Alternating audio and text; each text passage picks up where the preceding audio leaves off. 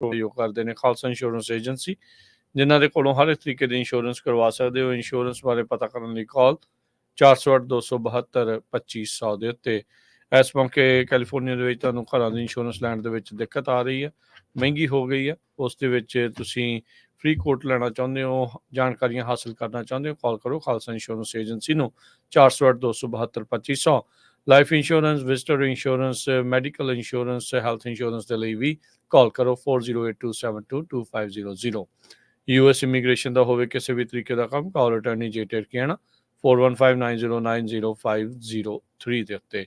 Gurpal Singh Springfield Virginia, Manjit Singh Kular, Avtar Singh Manzil Clovis, Satnam Singh Sunny Purewal, Amarjit Singh Dosanjh Yuba City, Lakhvir Singh Samra Texas, Gurmel Singh Laddar Bakersfield, Amarjit Singh Stockton, Sarabjit Singh Toor New Jersey, Harnek Singh Pabla Renton Washington, H&M ਆਇਲ ontario, Harjit Singh Lathrop, Gurmel Singh Balbir ਵਾਸੀ Elk Grove, Gurnek Singh Bagri Fresno, Dharam Singh Raminder Basra Bakersfield, Shamsher Singh Dhillon New York, Grewal travel services Yuba city, tax payroll visa OCI card passport ਦੀਆਂ services ਇਹਨਾਂ ਦੇ ਕੋਲੋਂ ਤੁਸੀਂ ਲੈ ਸਕਦੇ ਹੋ।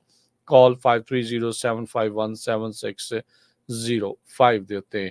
ਊੜਾ ਡੈਟ ਰਿਲੀਫ ਵਾਲੇ ਨਰਮਲ ਸਿੰਘ ਮਾਨ, ਇਕਨੋਮਿਕ ਹਾਰਡਸ਼ਿਪ ਚੱਲ ਰਹੀ ਹੈ, ਬੈਂਕਰਪਸੀ ਤੋਂ ਬਚਣਾ ਚਾਹੁੰਦੇ ਹੋ, ਇਸ ਦੇ ਲਈ ਇਹਨਾਂ ਦੇ ਨਾਲ ਸੰਪਰਕ ਕਰੋ। ਡੈਟ ਕੰਸੋਲੀਡੇਟ ਵੀ ਕਰਵਾ ਸਕਦੇ ਹੋ। ਕਾਲ 8888889914।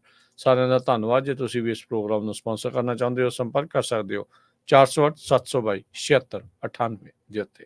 ਜੀ ਖਬਰਾਂ ਦੀ ਸ਼ੁਰੂਆਤ ਕਰੀਏ ਤਾਂ ਜੇਕਰ ਵੱਡੀਆਂ ਕੌਮਾਂਤਰੀ ਖਬਰਾਂ ਦੇ ਵੱਲ ਚੱਲੀਏ ਤਾਂ ਇਸ ਵੇਲੇ ਦੀ ਵੱਡੀ ਖਬਰ ਜਿਹੜੀ ਆ ਉਹ ਕੇਨੀਆ ਤੋਂ ਆ ਰਹੀ ਹੈ। ਕੇਨੀਆ ਦੇ ਪ੍ਰੈਜ਼ੀਡੈਂਟ ਵਿਲੀਅਮ ਰੂਟੋ ਨੇ ਜਿਹੜਾ ਉਹਨਾਂ ਨੇ ਇਹ ਗੱਲ ਕਹੀ ਹੈ ਕਿ ਹੁਣ ਉਹ ਕੰਟਰੋਵਰਸ਼ੀਅਲ ਜਿਹੜਾ ਫਾਈਨਾਂਸ ਬਿੱਲ ਆ ਉਹਨੂੰ ਉਹ ਵਾਪਸ ਲੈਣ ਜਾ ਰਹੇ ਨੇ, ਕਿਉਂਕਿ ਪਿਛਲੇ ਦਿਨਾਂ ਦੇ ਵਿੱਚ ਕੇਨੀਆ ਦੇ ਵਿੱਚ ਇਸ ਬਿੱਲ ਦੇ ਵਿਰੋਧ ਦੇ ਵਿੱਚ ਬਹੁਤ ਵੱਡੇ ਰੋਸ ਮੁਜ਼ਾਹਰੇ ਹੋਏ ਸਨ ਤੇ ਦੇਸ਼ ਭਰ ਦੇ ਵਿੱਚ ਹੀ ਰੋਸ ਮੁਜ਼ਾਹਰੇ ਹੋਏ ਸੀਗੇ, ਜਿਸ ਤੋਂ ਬਾਅਦ ਪੁਲਿਸ ਵੱਲੋਂ ਚਲਾਈ ਗਈ ਗੋਲੀ ਤੇ ਇਹਨਾਂ ਮੁਜ਼ਾਹਰਿਆਂ ਦੇ ਵਿੱਚ ਇਹਨਾਂ ਮੁਜ਼ਾਹਰਿਆਂ ਦੇ ਹਿੰਸਕ ਹੋਣ ਕਰਕੇ 23 ਲੋਕਾਂ ਦੀ ਜਾਨ ਚਲੀ ਗਈ।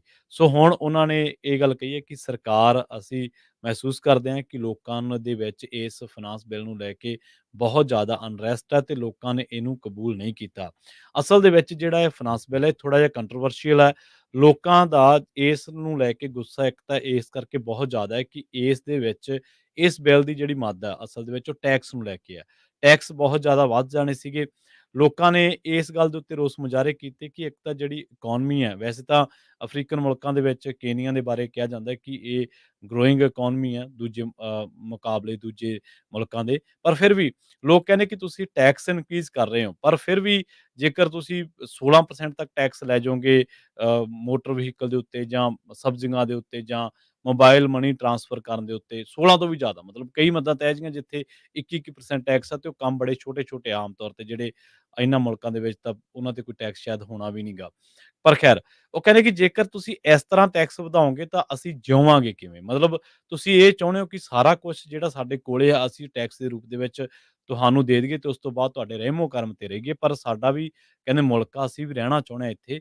ਤਾਂ ਹੁਣ ਜਿਹੜੇ ਇਹਨਾਂ ਦੇ ਪ੍ਰੈਜ਼ੀਡੈਂਟ ਨੇ ਇਸ ਮੁਲਕ ਦੇ ਕੇਨੀਅਨ ਪ੍ਰੈਜ਼ੀਡੈਂਟ ਵਿਲੀਅਮ ਰੂਟੋ, ਉਹਨਾਂ ਨੇ ਕਿਹਾ ਕਿ ਅਸੀਂ ਮੰਨਦੇ ਹਾਂ ਕਿ ਫਾਈਨਾਂਸ ਬਿੱਲ ਦੇ ਵਿੱਚ ਕੁਛ ਚੀਜ਼ਾਂ, ਕੁਛ ਮੱਦਾਂ ਜਿਹੜੀਆਂ ਨੇ ਉਹਨਾਂ ਨੂੰ ਲੋਕਾਂ ਨੇ ਐਕਸੈਪਟ ਨਹੀਂ ਕੀਤਾ ਤੇ ਲੋਕਾਂ ਨੇ ਜਿਸ ਤਰੀਕੇ ਦੇ ਨਾਲ ਇਹਦੇ ਤੇ ਰਿਐਕਟ ਕੀਤਾ ਤੇ ਉਹ ਤੋਂ ਬਾਅਦ ਜਿਹੜੀ ਹਿੰਸਾ ਟ੍ਰਿਗਰ ਹੋਈ ਹੈ, ਜਿਹੜੀ ਵਾਇਲੈਂਸ ਟ੍ਰਿਗਰ ਹੋਈ ਹੈ ਕਈ ਇਲਾਕਿਆਂ ਦੇ ਵਿੱਚ, ਉੱਥੇ ਤੱਕ ਕਿ ਪਾਰਲੀਮੈਂਟ ਤੱਕ ਲੋਕ ਚਲੇ ਗਏ ਸੀਗੇ। ਤਾਂ ਉਹ ਕਹਿੰਦੇ ਕਿ ਹੁਣ ਅਸੀਂ ਇਹਨੂੰ ਬਿੱਲ ਨੂੰ ਵਾਪਸ ਲੈ ਰਹੇ ਹਾਂ ਤੇ ਆਉਣ ਵਾਲੇ ਸਮੇਂ ਦੇ ਵਿੱਚ ਅਸੀਂ ਜ਼ਰੂਰ ਬਿੱਲ ਤਾਂ ਲੈ ਕੇ ਆਵਾਂਗੇ, ਪਰ ਉਹ ਇੱਕ ਅਜਿਹਾ ਬਿੱਲ ਹੋਊਗਾ ਜਿਹਨੂੰ ਲੋਕ ਐਕਸੈਪਟ ਜ਼ਰੂਰ ਕਰਨਗੇ ਤੇ ਉਹਦੇ ਤੇ ਇੱਕ ਮੈਜੋਰਟੀ ਸਹਿਮਤੀ ਲੋਕਾਂ ਦੀ ਜ਼ਰੂਰ ਹੋਊਗੀ। ਜੀ ਅਗਲੀ ਖਬਰ ਕਰੀਏ। ਅੱਜ ਅਮਰੀਕਾ ਦੇ ਵਿੱਚ ਸੁਪਰੀਮ ਕੋਰਟ ਨੇ ਉਸ ਇੱਕ ਪਟੀਸ਼ਨ ਨੂੰ ਟਾਸ ਆਊਟ ਕਰ ਦਿੱਤਾ, ਬਾਹਰ ਕੱਢ ਦਿੱਤਾ, ਜਿਸ ਵਿੱਚ ਕੁਛ ਸੋਸ਼ਲ ਮੀਡੀਆ ਯੂਜ਼ਰਸ ਤੇ ਕੁਛ ਜਿਹੜੀਆਂ ਰਿਪਬਲਿਕਨ ਅਟਾਰਨੀ ਜਨਰਲਸ ਆ ਉਹ ਇਹ ਦਾਅਵਾ ਕਰ ਰਹੇ ਸੀ ਵੀ ਬਾਈਡਨ ਐਡਮਿਨਿਸਟ੍ਰੇਸ਼ਨ ਨੇ ਸੋਸ਼ਲ ਮੀਡੀਆ ਕੰਪਨੀਜ਼ ਦੇ ਨਾਲ ਮਿਲ ਕੇ ਕੰਟੈਂਟ ਆ ਉਸ ਨੂੰ ਰਿਮੂਵ ਕਰਵਾਇਆ ਹੈਗਾ ਆ। 6-3 ਦੇ ਨਾਲ ਇਸ ਦੇ ਉਲਟ ਜਿਹੜੀ ਉਹ ਵੋਟ ਪਾਈ ਗਈ, ਜਿਸ ਦੇ ਵਿੱਚ ਸੁਪਰੀਮ ਕੋਰਟ ਨੇ ਇਹ ਕਿਹਾ ਵੀ ਜਿਹੜਾ ਇਹ ਸਟੈਂਡ ਨਹੀਂ ਕਰਦਾ ਕੋਈ ਵੀ ਇਹ ਸੂਹ ਕਰਨ ਦੇ ਮਾਮਲੇ ਦੇ ਵਿੱਚ, ਕਿਉਂਕਿ ਕਹਿੰਦੇ ਵੀ ਕੰਟੈਂਟ ਮੋਡਰੇਸ਼ਨ ਦਾ ਇਹ ਜਿਹੜਾ ਇਸ਼ੂ ਆ ਇਹ ਸਰਕਾਰ ਦੇ ਐਕਸ਼ਨਸ ਦਾ ਨਤੀਜਾ ਨਹੀਂ ਹੈਗਾ। ਮੈਜੋਰਟੀ ਦੇ ਲਈ ਰਾਈਟ ਕਰਦੇ ਹੋਏ ਕੰਜ਼ਰਵੇਟਿਵ ਜਸਟਿਸ ਐਮੀ ਕੌਨਰ ਬੈਰਟ ਉਹਨਾਂ ਨੇ ਕਿਹਾ ਵੀ ਜਿਹੜੇ ਪਲੈਂਟਿਵਸ ਆ, ਜਿਨ੍ਹਾਂ 'ਚ ਅਟਾਰਨੀ ਜਨਰਲ ਨੇ ਲੂਜ਼ੀਆਨਾ ਦੇ ਤੇ ਮਜ਼ੂਰੀ ਦੇ ਤੇ 5 ਸੋਸ਼ਲ ਮੀਡੀਆ ਦੇ ਯੂਜ਼ਰਸ, ਉਹ ਇਹ ਦਿਖਾਉਣ ਦੇ ਵਿੱਚ ਨਾਕਾਮਯਾਬ ਰਹੇ ਆ ਵੀ ਉਹਨਾਂ ਨੂੰ ਨੁਕਸਾਨ ਪਹੁੰਚਿਆ ਆ ਕੁਛ ਸਰਕਾਰੀ ਅਧਿਕਾਰੀਆਂ ਦੇ ਕਰਕੇ, ਜਿਹੜਾ ਇਹਨਾਂ ਨੇ ਸੋਸ਼ਲ ਮੀਡੀਆ ਕੰਟੈਂਟ ਜਿਹੜਾ ਰਿਮੂਵ ਕਰਾਇਆ ਆ, ਉਹ ਜਿਹੜਾ ਇਸ ਦੇ ਵਿੱਚ ਦਾਅਵਾ ਕਰਦੇ ਆ। ਉਹਨਾਂ ਨੇ ਨਾਲ ਇਹ ਵੀ ਕਿਹਾ ਵੀ ਸੋਸ਼ਲ ਮੀਡੀਆ ਪਲੇਟਫਾਰਮ ਇਹ ਚਰਚਾ ਤੋਂ ਪਹਿਲਾਂ ਹੀ ਕੰਟੈਂਟ ਆ ਉਸ ਨੂੰ ਮੋਡਰੇਟ ਕਰ ਰਹੇ ਆ, ਰੂਟੀਨਲੀ ਮੋਡਰੇਟ ਕਰ ਰਹੇ ਆ, ਤੇ ਜਿਹੜੀ ਕਹਿੰਦੇ ਵੀ ਇਹ ਕੋਰਜਨ ਹੋਣ ਤੋਂ ਪਹਿਲਾਂ ਵੀ। ਉਹ ਜੇ ਦੇਖਿਆ ਜਾਵੇ ਤਾਂ ਸੋਸ਼ਲ ਮੀਡੀਆ ਦਾ ਕੰਪਨੀ ਦਾ ਤੇ ਬਾਈਡਨ ਪ੍ਰਸ਼ਾਸਨ ਦਾ ਬਚਾਅ ਤਾਂ ਜਿਹੜਾ ਇਸ ਚੀਜ਼ ਦੇ ਵਿੱਚ ਜ਼ਰੂਰ ਹੋ ਗਿਆ ਆ, ਪਰ ਅੰਦਰ ਖਾਤੇ ਲੋਕ ਇਹ ਅਜੇ ਵੀ ਮੰਨਦੇ ਆ ਵੀ ਬਹੁਤ ਸਾਰਾ ਜਿਹੜੀਆਂ ਸੋਸ਼ਲ ਮੀਡੀਆ ਕੰਪਨੀਜ਼ ਆ ਉਹ ਸਰਕਾਰਾਂ ਦੇ ਕਹਿਣ ਦੇ ਉੱਤੇ ਕਈ ਚੀਜ਼ਾਂ ਨੂੰ ਰੋਕਦੀ ਆ, ਕਈ ਚੀਜ਼ਾਂ ਨੂੰ ਵਧਾਵਾ ਦਿੰਦੀ ਆ। ਇਸ ਦਾ ਸਿੱਧਾ ਜਿਹੜਾ ਉਦਾਹਰਨ ਪੰਜਾਬੀ ਰੇਡੀਓ ਯੂਐਸਏ ਦੇ ਆਪਣੇ ਸੋਸ਼ਲ ਮੀਡੀਆ ਪੇਜਿਸ ਆ, ਜੋ ਕਿ ਇੰਡੀਅਨ ਸਰਕਾਰ ਦੇ ਕਹਿਣ ਦੇ ਉੱਤੇ ਉੱਥੇ ਉਹਨਾਂ ਨੇ ਬੰਦ ਕੀਤੇ ਆ। ਤੇ ਇੱਥੇ ਅਮਰੀਕਾ ਦੇ ਵਿੱਚ ਵੀ ਅਸੀਂ ਇਹ ਦੇਖਦੇ ਹਾਂ, ਨੋਟ ਕਰਦੇ ਹਾਂ, ਕਈ ਵਾਰੀ ਤੁਹਾਡੇ ਤੱਕ ਨੋਟੀਫਿਕੇਸ਼ਨਸ ਜਿਹੜੀਆਂ ਉਹ ਨਹੀਂ ਜਾਂਦੀਆਂ, ਨਹੀਂ ਪਹੁੰਚਦੀਆਂ, ਤੇ ਉਸ ਦੀ ਜਿਹੜੀ ਰੀਚ ਆ ਉਸ ਨੂੰ ਘਟਾ ਦਿੱਤਾ ਜਾਂਦਾ ਹੈਗਾ। ਪਰ ਅੱਜ ਸੁਪਰੀਮ ਕੋਰਟ ਨੇ ਇਹ ਜਿਹੜਾ ਕਲੇਮ ਉਸ ਨੂੰ ਬਾਹਰ ਕੱਢ ਦਿੱਤਾ, ਉਸ ਦੇ ਉੱਤੇ ਇੱਕ ਹਿਸਾਬ ਦੇ ਨਾਲ ਨਾ ਕਰ ਦਿੱਤੀ। ਜਿਹੜਾ ਇਹ ਦਾਅਵਾ ਜਿਹੜੇ ਕੁਛ ਰਿਪਬਲਿਕਨ ਅਟਾਰਨੀ ਜਨਰਲ ਤੇ ਜਿਹੜੇ ਸੋਸ਼ਲ ਮੀਡੀਆ ਦੇ ਯੂਜ਼ਰਸ ਨੇ ਕੀਤਾ ਸੀਗਾ ਵੀ ਸਰਕਾਰ ਦੇ ਕਹਿਣ ਦੇ ਉੱਤੇ ਕੰਟੈਂਟ ਨੂੰ ਰਿਮੂਵ ਕੀਤਾ ਆ, ਪਰ ਇਹ ਦਿਖਾਉਣ 'ਚ ਨਾਕਾਮਯਾਬ ਰਿਹਾ ਵੀ ਉਸ ਦੇ ਨਾਲ ਜਿਹੜਾ ਉਹ ਸਾਨੂੰ ਨੁਕਸਾਨ ਜਿਹੜਾ ਉਹ ਪਹੁੰਚਿਆ ਹੈਗਾ ਆ। ਇਸ ਤੋਂ ਇਲਾਵਾ ਸੁਪਰੀਮ ਕੋਰਟ ਦੇ ਵਿੱਚ ਜਿਹੜਾ ਆਪਾਂ ਦੇਖਦੇ ਹਾਂ ਵੀ ਹੋਰ ਵੀ ਜਿਹੜੇ ਅਹਿਮ ਜਿਹੜੇ ਫੈਸਲੇ ਆ ਉਹ ਨਾਲ ਦੇ ਨਾਲ ਚੱਲ ਰਹੇ ਹੈਗੇ ਆ। ਆਉਂਦੇ ਸਮੇਂ ਦੇ ਵਿੱਚ ਆਪਾਂ ਜਿੱਦਾਂ ਕੱਲ੍ਹ ਵੀ ਜਿਹੜਾ ਡਿਸਕਸ ਕੀਤਾ ਸੀ ਵੀ ਉਹਨਾਂ ਨੇ ਹੋਰ ਵੀ ਅਹਿਮ ਜਿਹੜੀਆਂ ਸੁਣਵਾਈਆਂ ਆ ਅਗਲੇ ਸੈਸ਼ਨ ਦੇ ਵਿੱਚ ਲੈਣੀਆਂ ਹੈਗੀਆਂ। ਜੀ। ਅਗਲੀ ਖਬਰ ਦੇ ਵੱਲ ਵਧੀਏ ਤੇ ਰੁਖ ਕਰੀਏ ਡੈਨਮਾਰਕ ਦਾ। ਡੈਨਮਾਰਕ ਇੱਕ ਅਜਿਹਾ ਪਹਿਲਾ ਮੁਲਕ ਬਣ ਜਾ ਰਿਹਾ ਜਿਹਨੇ ਹੁਣ ਜਿਹੜਾ ਕਾਰਬਨ ਹੈ ਖੇਤੀਬਾੜੀ ਤੋਂ ਜਿਹੜਾ ਜਨਰੇਟ ਹੁੰਦਾ, ਬਣਦਾ, ਉਹ ਕਾਰਬਨ ਟੈਕਸ ਲਾਉਣ ਦਾ ਪਲਾਨ ਬਣਾਇਆ ਐਗਰੀਕਲਚਰ ਦੇ ਉੱਤੇ। ਤਾਂ ਇਹ ਹੁਣ ਕਹਿੰਦੇ ਕਿ 1 ਸਾਲ ਦੇ ਵਿੱਚ ਤਕਰੀਬਨ $100 ਜਿਹੜਾ ਇੱਕ ਗਾਂ ਮਗਰ ਜਿਹੜਾ ਕਿਸਾਨਾਂ ਨੂੰ ਉਹ ਦੇਣਾ ਪਊਗਾ। ਇਹਦੇ ਤੇ ਬਹੁਤ ਜ਼ਿਆਦਾ ਚਰਚਾ ਹੋਈ ਹੈ ਕਿਉਂਕਿ ਉੱਥੇ ਜਿਹੜੀ ਰੂਲਿੰਗ ਧਿਰ ਹੈ ਇਸ ਟਾਈਮ ਉਹ ਕੋਆਲੀਸ਼ਨ ਦੇ ਵਿੱਚ ਆ, ਗੱਠਜੋੜ ਦੇ ਵਿੱਚ ਆ, ਤੇ ਉਹਨਾਂ ਨੇ ਫਿਰ ਬਹੁਤ ਵੱਡੀ ਸਹਿਮਤੀ ਤੋਂ ਬਾਅਦ ਜਾਂ ਬਹੁਤ ਵੱਡੀ ਚਰਚਾ ਤੋਂ ਬਾਅਦ ਉਹਨਾਂ ਨੇ ਇਹ ਕਿਹਾ ਹੈ ਕਿ ਜਿਹੜੇ ਕਿਸਾਨ ਆ ਜਾਂ ਐਗਰੀਕਲਚਰ ਆ, ਅਸੀਂ ਤੋਂ ਹੁਣ ਆਉਣ ਵਾਲੇ ਸਮੇਂ ਦੇ ਵਿੱਚ ਟੈਕਸ ਜ਼ਰੂਰ ਲਵਾਂਗੇ। ਉੱਥੇ ਜਿਹੜੇ ਜ਼ਿਆਦਾਤਰ ਡੈਨਮਾਰਕ ਦੇ ਵਿੱਚ ਜਿਹੜੀ ਕਿਸਾਨੀ ਹੈ ਉਹਦੇ ਡੇਅਰੀ ਦੇ ਉੱਤੇ ਡਿਪੈਂਡੈਂਟ ਹੈ। ਡੇਅਰੀ ਦੇ ਵਿੱਚ ਜਿਹੜਾ ਵੀ ਬੰਦਾ ਜਿੰਨੀਆਂ ਵੀ ਉਹਨੇ ਖਾਵਾਂ ਨਹੀਂ ਗਾਵਾਂ ਰੱਖੀਆਂ ਨੇ, ਉਸ ਦੇ ਵਿੱਚ ਉਹਨੂੰ ਇਹ $100 1 ਸਾਲ ਦੇ ਲਈ ਇੱਕ ਗਾਂ ਦਾ ਦੇਣਾ ਪਊਗਾ, ਤੇ ਜਿੰਨੇ ਗਿਣਤੀ ਉਸ ਹਿਸਾਬ ਦੇ ਨਾਲ ਉਹਨੂੰ ਡਾਲਰ ਜਿਹੜੇ ਆ ਉਹ ਦੇਣੇ ਪੈਣਗੇ। ਇਹਨਾਂ ਦਾ ਦਾਅਵਾ ਇਹ ਹੈ ਕਿ ਇਹਦੇ ਨਾਲ ਸਾਡੀ ਜਿਹੜੀ ਲੜਾਈ ਹੈ ਕਾਰਬਨ ਦੇ ਨਾਲ ਲੜਨ ਦੀ ਜਾਂ ਇਨਵਾਇਰਨਮੈਂਟ ਨੂੰ ਸਹੀ ਰੱਖਣ ਦੀ, ਉਹਦੇ ਵਿੱਚ ਅਸੀਂ ਇਸ ਪੈਸੇ ਨੂੰ ਖਰਚਾਂਗੇ। ਹਾਲਾਂਕਿ ਲਿਵਸਟੇਕ ਦੇ ਨਾਲ ਜਿਹੜੇ ਕੰਮ ਕਰਦੇ ਕੁਝ ਲੋਕ ਨੇ ਜਾਂ ਹੋਰ ਜਿਹੜੀਆਂ ਜਥੇਬੰਦੀਆਂ ਨੇ, ਉਹਨਾਂ ਨੇ ਇਹਦੇ ਤੇ ਕੋਈ ਸਹਿਮਤੀ ਤਾਂ ਨਹੀਂ ਦਿੱਤੀ, ਪਰ ਇਸ ਮਾਮਲੇ ਦੇ ਵਿੱਚ ਜਿਹੜੀਆਂ ਉੱਥੋਂ ਦੀਆਂ ਰਿਸਰਚਰਸ ਨੇ ਜਾਂ ਹੋਰ ਜਿਹੜੇ ਲੋਕ ਨੇ ਜਿਹੜੇ ਸਰਕਾਰ ਦੇ ਵਿੱਚ ਨੇ, ਉਹਨਾਂ ਨੇ ਕਿਹਾ ਕਿ 2030 ਦੇ ਵਿੱਚ ਅਸੀਂ ਇਹਦੇ ਵਿੱਚ ਇਹਨੂੰ ਲਾਗੂ ਜ਼ਰੂਰ ਕਰ ਦਿਆਂਗੇ, ਕਿਉਂਕਿ ਇਹ ਜਿਹੜੇ ਸਾਡੇ ਇਨਵਾਇਰਨਮੈਂਟਲ ਮੀਜ਼ਰਸ ਨੇ ਉਹਨਾਂ ਦੇ ਨਾਲ ਬਹੁਤ ਵੱਡਾ ਖਿਲਵਾੜ ਹੋ ਰਿਹਾ। ਤੇ ਯੂਰਪ ਜਿਹੜਾ ਉਹ ਵੀ ਇਸ ਈਯੂ ਯੂਨੀਅਨ ਦੇ ਵਿੱਚ ਵੀ ਇਹਨਾਂ ਮੁੱਦਿਆਂ ਨੂੰ ਕਾਫੀ ਕਹਿੰਦੇ ਵਿਚਾਰਿਆ ਗਿਆ, ਤੇ ਇਸ ਕਰਕੇ ਸਾਨੂੰ ਹੁਣ ਆਉਣ ਵਾਲੇ ਸਮੇਂ ਦੇ ਵਿੱਚ, ਹਾਲਾਂਕਿ 2030 ਕਾਫੀ ਦੂਰ ਹੈ, ਪਰ ਫਿਰ ਵੀ ਉਹ ਕਹਿੰਦੇ ਕਿ ਸਾਨੂੰ ਲੱਗਦਾ ਹੈ ਕਿ ਇਸ ਤੋਂ ਪਹਿਲਾਂ ਵੀ ਇਹਨੂੰ ਅਮਲ ਦੇ ਵਿੱਚ ਲਿਆਂਦਾ ਜਾ ਸਕਦਾ ਹੈ। ਜਿਹੜੇ ਲਿਵਸਟਾਕ ਅਕਾਊਂਟਸ ਨੇ ਉਹਨਾਂ ਦੇ ਮੁਤਾਬਕ ਜਿਹੜਾ ਸਰਚ ਉਹਨਾਂ ਦੀ ਕਹਿੰਦੀ ਹੈ, ਉਹ ਕਹਿੰਦੇ ਕਿ 11% ਹੈ ਗਲੋਬਲ ਐਮਿਸ਼ਨਸ ਦੇ ਵਿੱਚ ਜਿਹੜੀ ਇੱਥੋਂ ਕਾਰਬਨ ਜਨਰੇਟ ਹੁੰਦੀ ਹੈ। ਆਪਾਂ ਲੰਘੇ ਦਿਨੀ ਵੀ ਮੈਂ ਤੇ ਰਾਜਕਰਨਵੀਰ ਸਿੰਘ ਅਸੀਂ ਤਾਂ ਆਫ ਦੀ ਰਿਕਾਰਡ ਗੱਲਬਾਤ ਕਰ ਰਹੇ ਸੀਗੇ ਇਹਨਾਂ ਸਾਰੇ ਮਾਮਲਿਆਂ ਨੂੰ ਲੈ ਕੇ, ਪਰ ਫਿਰ ਵੀ ਡੈਨਮਾਰਕ ਦੇ ਵਿੱਚ ਕਿਉਂਕਿ ਡੇਅਰੀ ਬਹੁਤ ਜ਼ਿਆਦਾ, ਉਹ ਕਹਿੰਦੇ ਕਿ ਮਿਥੇਨ ਦੇ ਨਾਲ ਜਿਹੜੀ ਮਿਥੇਨ ਜਨਰੇਟ ਹੁੰਦੀ ਹੈ, ਉਸ ਤੋਂ ਬਾਅਦ ਪ੍ਰਦੂਸ਼ਣ ਹੁੰਦਾ, ਉਸ ਤੋਂ ਬਾਅਦ ਉਹਦੇ ਨਾਲ ਸਿੱਝਣ ਦੇ ਲਈ ਸਾਨੂੰ ਇਹ ਪੈਸਾ ਖਰਚ ਕਰਨਾ ਪਊਗਾ, ਤੇ ਇਹਦੇ ਲਈ ਸਾਨੂੰ ਇਕੱਲੀ ਸਰਕਾਰ ਨਹੀਂ ਖਰਚੂਗੀ, ਉਹਦੇ ਵਿੱਚ ਜ਼ਿਮੀਂਦਾਰ ਜਾਂ ਕਿਸਾਨਾਂ ਨੂੰ ਵੀ ਅਸੀਂ ਵਿੱਚ ਲਵਾਂਗੇ। ਤੇ ਆਪਾਂ ਇਹ ਵੇਖਿਆ ਸੀ ਪਹਿਲਾਂ ਹੀ ਜਦੋਂ ਇੱਕ ਪਾਸੇ ਭਾਰਤ ਦੇ ਵਿੱਚ ਪ੍ਰੋਟੈਸਟ ਹੋ ਰਹੇ ਸੀ ਕਿਸਾਨੀ ਦੇ, ਇੱਕ ਪਾਸੇ ਆਸਟ੍ਰੇਲੀਆ ਦੇ ਵਿੱਚ ਜਿਹੜੇ ਅੰਗੂਰ ਨੂੰ ਉਤਪਾਦਕ ਜਿਹੜੇ ਕਿਸਾਨ ਨੇ ਉਹ ਪ੍ਰੋਟੈਸਟ ਕਰ ਰਹੇ ਸੀ, ਇੱਕ ਪਾਸੇ ਯੂਐਸ ਦੇ ਵਿੱਚ ਆਪਾਂ ਦੇਖਿਆ ਕਿ ਕਿਸਾਨ ਪ੍ਰੋਟੈਸਟ ਕਰ ਰਹੇ ਸੀ। ਤਾਂ ਠੀਕ ਉਸੇ ਵੇਲੇ ਯੂਰਪ ਦੇ ਬਹੁਤ ਵੱਡੇ ਹਿੱਸੇ ਦੇ ਵਿੱਚ ਕਿਸਾਨ ਪ੍ਰੋਟੈਸਟ ਕਰ ਰਹੇ ਸੀਗੇ। ਉਹਨਾਂ ਦਾ ਕਹਿਣਾ ਸੀਗਾ ਕਿ ਸਾਡੀਆਂ ਲਾਗਤਾਂ ਵੱਧ ਰਹੀਆਂ ਨੇ। ਹੁਣ ਇਸ ਮਸਲੇ ਦੇ ਉੱਤੇ ਡੈਨਮਾਰਕ ਦੇ ਕਿਸਾਨ ਕੀ ਰਿਐਕਟ ਕਰਦੇ ਨੇ, ਉੱਥੋਂ ਦੀਆਂ ਕਿਸਾਨ ਜਥੇਬੰਦੀਆਂ ਕੀ ਰਿਐਕਟ ਕਰਦੀਆਂ ਨੇ, ਇਹ ਆਉਣ ਵਾਲੇ ਦਿਨਾਂ ਦੇ ਵਿੱਚ ਦੇਖਣਯੋਗ ਹੋਵੇਗਾ। ਅਗਲੀ ਗੱਲ ਕਰੀਏ, ਅਮਰੀਕਾ ਦੇ ਵਿੱਚ ਜਿਹੜਾ ਪ੍ਰੋਗਰੈਸਿਵ ਤੇ ਜਿਹੜੇ ਫਾਰ ਰਾਈਟ ਆ, ਉਹਦਾ ਡਿਵਾਈਡ ਤਾਂ ਹੈਗਾ ਹੀ ਹੈਗਾ। ਡੈਮੋਕ੍ਰੇਟ ਪਾਰਟੀ ਦੇ ਵਿੱਚ ਐਸਟੈਬਲਿਸ਼ਮੈਂਟ ਵਰਸਸ ਪ੍ਰੋਗਰੈਸਿਵ ਡਿਵਾਈਡ ਵੀ ਜਿਹੜਾ ਉਹ ਸਾਹਮਣੇ ਉੱਭਰ ਕੇ ਆ ਰਿਹਾ ਆ। ਇੱਕ ਡੈਮੋਕ੍ਰੇਟ ਪ੍ਰਾਇਮਰੀ ਦੇ ਵਿੱਚ ਸਕੁਆਡ ਮੈਂਬਰ ਇੱਥੇ ਸਾਰੇ ਜਾਣੇ ਜਾਣਦੇ ਆ। ਜੀ। ਜਿਹੜੇ ਕੁਛ ਕਹਿ ਲਓ ਵੀ AOC ਤੇ ਉਸ ਦੇ ਨਾਲ ਇਲਹਾਨ ਉਮਰ, ਰਸ਼ੀਦਾ ਤਲਿਬ, ਉਹ ਸਾਰਿਆਂ ਨੂੰ ਸਕੁਆਡ ਮੈਂਬਰਸ ਜਿਹੜਾ ਆਖਿਆ ਜਾਂਦਾ ਡੈਮੋਕ੍ਰੇਟ ਪਾਰਟੀ ਦੇ ਵਿੱਚ, ਜੋ ਕਿ ਹਾਈਲੀ ਲੈਫਟ ਜਾਂ ਪ੍ਰੋਗਰੈਸਿਵ ਵਾਲੇ ਜਿਹੜੇ ਖੇਮੇ ਦੇ ਵਿੱਚ ਪੈਂਦੇ ਆ।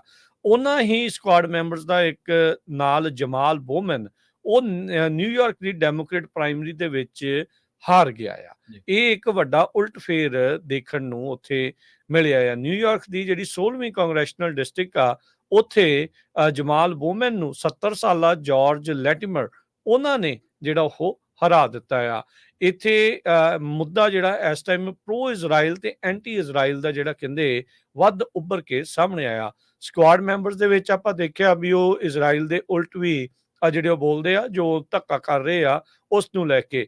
ਪਰ ਅਮਰੀਕਾ ਦੇ ਵਿੱਚ ਅਜੇ ਵੀ ਜਿਹੜਾ ਸੈਂਟੀਮੈਂਟ ਆ ਇਜ਼ਰਾਈਲ ਦੇ ਪੱਖ ਦੇ ਵਿੱਚ ਹੀ ਮੈਜੋਰਟੀ ਲੋਕਾਂ ਦੇ ਜਿਹੜਾ ਆ ਉਹ ਨਜ਼ਰ ਆ ਰਿਹਾ ਹੈਗਾ ਆ। ਸੋ ਇਸੇ ਦਰਮਿਆਨ ਆਪਾਂ ਜਿਹੜਾ ਇਹ ਦੇਖਿਆ ਵੀ 16ਵੇਂ ਕਾਂਗਰੈਸ਼ਨਲ ਡਿਸਟ੍ਰਿਕਟ ਦੇ ਵਿੱਚ ਜਿਹੜਾ ਪ੍ਰੋ ਇਜ਼ਰਾਈਲ ਗਰੁੱਪ ਨੂੰ ਜਿਹੜਾ ਬੈਕ ਕਰ ਰਿਹਾ ਸੀਗਾ ਜਾਰਜ ਲੈਟਮਰ, ਉਸ ਨੇ ਸਕੁਆਡ ਦੇ 48 ਸਾਲਾ ਬੋਮਨ ਨੂੰ ਹਰਾ ਦਿੱਤਾ।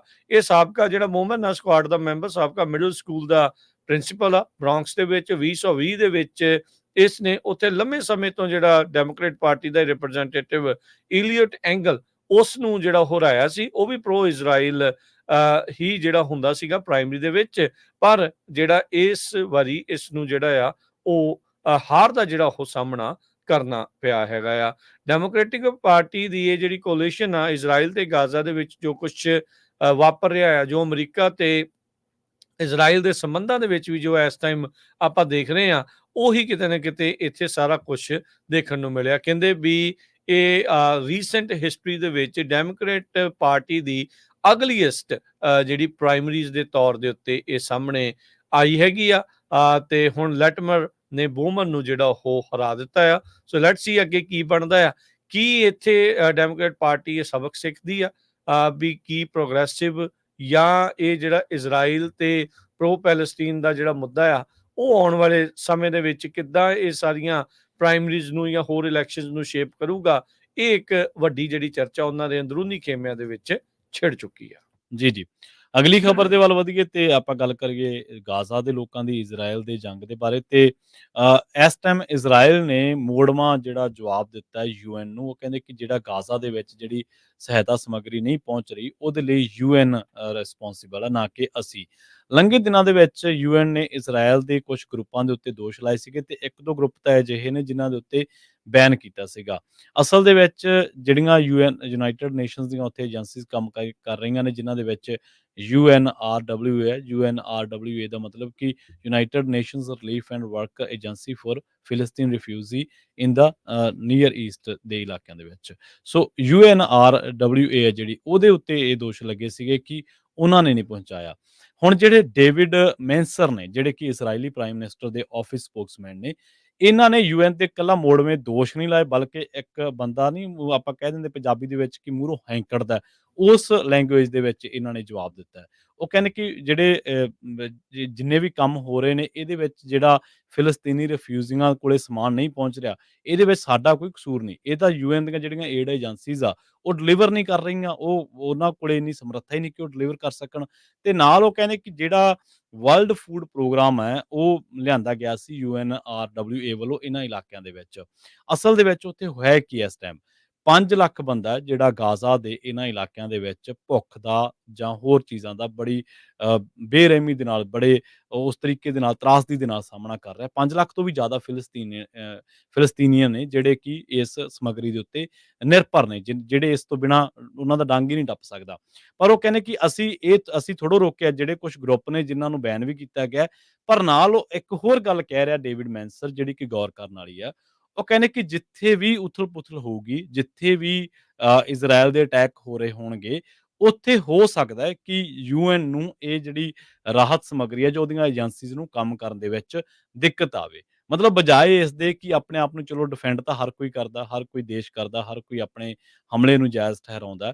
ਪਰ ਬਜਾਏ ਇਸ ਦੇ ਕਿ ਇਹ ਕਹਿਣ ਦੀ ਬਜਾਏ ਕਿ ਚਲੋ ਠੀਕ ਹੈ, ਰਸਤਾ ਲੈ ਲਓ ਜਾਂ ਲੰਘ ਜਾਓ ਤੁਸੀਂ ਉਧਰ ਇਲਾਕਿਆਂ ਦੇ ਵਿੱਚ, ਰਾਹਤ ਸਮੱਗਰੀ ਪਹੁੰਚਾ ਲਓ, ਜਾਂ ਟਰੱਕਾਂ ਦਾ ਜਿਹੜਾ ਮਾਮਲਾ ਆਪਾਂ ਪਿਛਲੇ ਦਿਨਾਂ ਦੇ ਵਿੱਚ ਆਇਆ ਸੀਗਾ, ਬਜਾਏ ਇਹ ਗੱਲ ਕਰਨ ਦੇ ਉਹ ਆਪਣੀ ਗੱਲ ਨੂੰ ਸਗੋਂ ਹੋਰ ਪ੍ਰੋੜਤਾ ਦੇ ਨਾਲ, ਆਪਣੇ ਉਸ ਕਥਨਾਂ ਨੂੰ ਹੋਰ ਪ੍ਰੋੜਤਾ ਦੇ ਨਾਲ, ਹੋਰ ਪਕੀਜ਼ਗੀ ਦੇ ਨਾਲ ਦੁਹਰਾ ਰਹੇ ਨੇ, ਜਿਹਦੇ ਵਿੱਚ ਉਹ ਦਾਅਵਾ ਕਰ ਰਹੇ ਨੇ ਕਿ ਜਿੱਥੇ ਉਥਲ-ਪੁਥਲ ਹੋਊਗੀ, ਉੱਥੇ ਤਾਂ ਫਿਰ ਇਹੋ ਜਿਹੀਆਂ ਚੀਜ਼ਾਂ ਦਾ ਸਾਹਮਣਾ ਕਰਨਾ ਹੀ ਪਊਗਾ।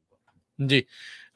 ਅਗਲੀ ਜਿਹੜੀ ਗੱਲ ਕਰਦੇ ਜਾਈਏ ਪ੍ਰਵੀਨ ਜੀ, ਇਹ ਬੜੀ ਜੀ। ਅਹਿਮ ਖਬਰ ਆ ਰਹੀ ਹੈ, ਪੰਜਾਬੀ ਜੋੜੇ ਦੇ ਨਾਲ ਜੀ। ਇਹ ਸੰਬੰਧਿਤ ਖਬਰ ਹੈ। ਚੈਸਟਰਫੀਲਡ ਦਾ ਇੱਕ ਡਾਈਵੋਰਸਡ ਜੋੜਾ, ਉਸ ਨੂੰ ਜਿਹੜੀ ਫੋਰਸਡ ਲੇਬਰ ਦੇ ਮਾਮਲੇ ਦੇ ਵਿੱਚ ਹੁਣ ਸਜ਼ਾ ਸੁਣਾਈ ਗਈ ਆ। ਯੂਐਸ ਡਿਪਾਰਟਮੈਂਟ ਆਫ ਜਸਟਿਸ ਨੇ ਦੱਸਿਆ ਵੀ 31 ਸਾਲਾ ਹਰਮਨਪ੍ਰੀਤ ਸਿੰਘ ਤੇ ਨਾਲ 43 ਸਾਲਾ ਕੁਲਬੀਰ ਕੌਰ, ਇਹਨਾਂ ਦੋਨਾਂ ਨੂੰ ਵੱਖ-ਵੱਖ ਸਜ਼ਾ ਸੁਣਾਈ ਗਈ ਆ। ਹਾਂਜੀ। ਦੋਸ਼ ਇਹਨਾਂ ਦੇ ਉੱਤੇ ਇਹ ਆ, ਇਹਨਾਂ ਨੇ ਆਪਣਾ ਕਜ਼ਨ ਮੁੰਡੇ ਨੇ ਜਿਹੜਾ ਉਹ ਸੱਦਿਆ, ਜੀ। ਆ ਕੇ ਕਹਿੰਦੇ ਵੀ ਤੈਨੂੰ ਸਕੂਲੇ ਪਾਉਣਾ ਆ, ਸਕੂਲੇ ਦਾ ਪਾਇਆ ਨਹੀਂ, ਪਾਸਪੋਰਟ ਵਗੈਰਾ ਰੱਖ ਲਿਆ ਤੇ ਉਹਨੂੰ ਬਸ ਫਿਰ ਕੰਮ ਤੇ ਜਿਹੜਾ ਉਹ ਲਾਈ ਰੱਖਿਆ। ਕਹਿੰਦੇ 12-12 17-17 ਘੰਟੇ ਜਿਹੜਾ ਉਹ ਕੰਮ ਕਰਾਉਂਦੇ ਸੀ, ਮਿਨੀਮਮ ਪੇ ਤੋਂ ਵੀ ਘੱਟ ਜਿਹੜਾ ਉਸ ਨੂੰ ਮਿਲਦਾ ਸੀਗਾ। 31 ਸਾਲਾ ਹਰਮਨਪ੍ਰੀਤ, ਇਸ ਨੂੰ ਹੁਣ 11 ਸਾਲ 3 ਮਹੀਨੇ ਦੀ ਸਜ਼ਾ, ਤੇ 43 ਸਾਲਾ ਕੁਲਬੀਰ ਕੌਰ ਨੂੰ 7 ਸਾਲ 3 ਮਹੀਨੇ ਦੀ ਜਿਹੜੀ ਸਜ਼ਾ ਆ ਉਹ ਸੁਣਾਈ ਗਈ ਆ।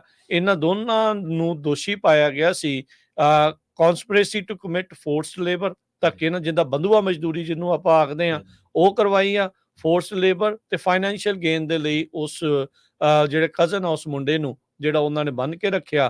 ਤੇ ਕਹਿੰਦੇ ਵੀ ਇਹ ਸਾਰਾ ਕੁਝ ਮਾਮਲਾ ਆ ਉਹ ਸਾਹਮਣੇ ਆਇਆ ਸੀ। ਐਵੀਡੈਂਸ ਜਿਹੜਾ ਉਹ ਪੇਸ਼ ਕੀਤਾ ਗਿਆ। 2 ਵੀਕ ਜਿਹੜਾ ਇਹਨਾਂ ਦਾ ਟਰਾਇਲ ਚੱਲਿਆ। 2018 ਦਾ ਕਹਿੰਦੇ ਮਾਮਲਾ ਆ। ਡਿਫੈਂਡੈਂਟ ਨੇ ਜਿਹੜਾ ਦੱਸਿਆ ਵੀ ਜਿਹੜਾ ਸਿੰਘ ਦਾ ਕਜ਼ਨ ਆ, ਉਸ ਨੂੰ ਉਹਨਾਂ ਨੇ ਕਨਵਿੰਸ ਕੀਤਾ, ਜੋ ਕਿ ਉਸ ਟਾਈਮ ਤੇ ਨਾਬਾਲਗ ਸੀ, 18 ਤੋਂ ਥੱਲੇ ਸੀਗਾ, ਵੀ ਭਾਈ ਤੈਨੂੰ ਜਿਹੜਾ ਆ ਉਹ ਅਸੀਂ ਇੱਥੇ ਬੁਲਾਉਂਦੇ ਆ, ਤੇ ਉਸ ਤੋਂ ਬਾਅਦ ਦੇ ਵਿੱਚ ਉਹਨੂੰ ਬੁਲਾ ਕੇ 12-12 ਤੋਂ ਲੈ ਕੇ 17-17 ਘੰਟੇ ਤੱਕ ਕੰਮ ਜਿਹੜਾ ਆ ਉਹ ਕਰਾਉਂਦੇ ਜਿਹੜੇ ਹੋ ਰਹੇ ਹੈਗੇ ਆ।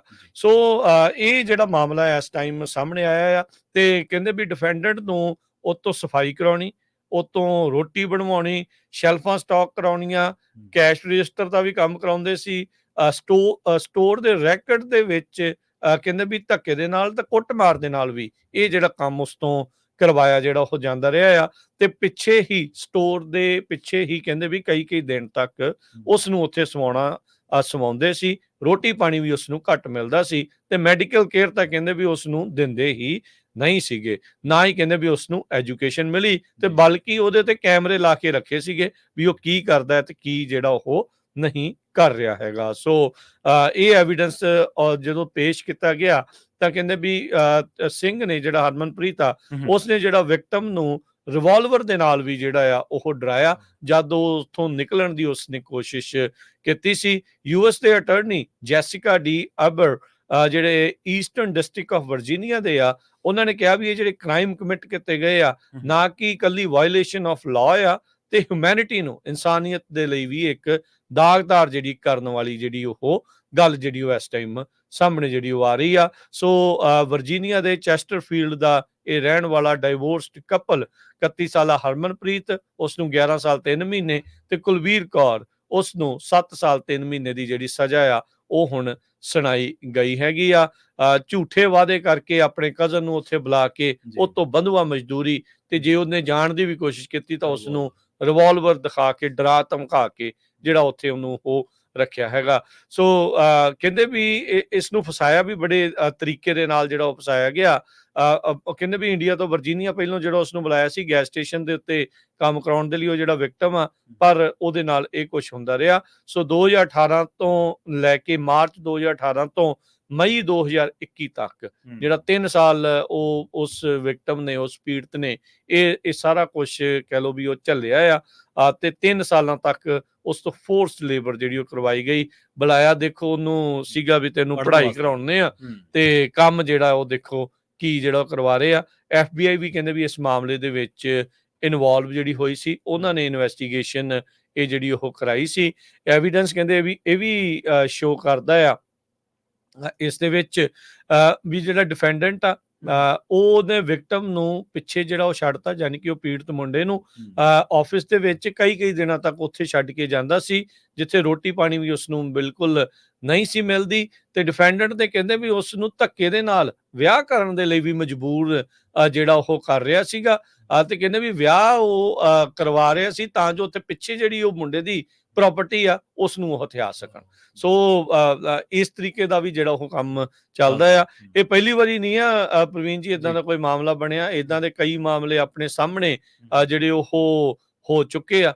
ਤੇ ਆ ਹੁਣ 11 ਸਾਲ ਦੀ ਇਹਨੂੰ ਸਜ਼ਾ ਹੋਈ ਆ।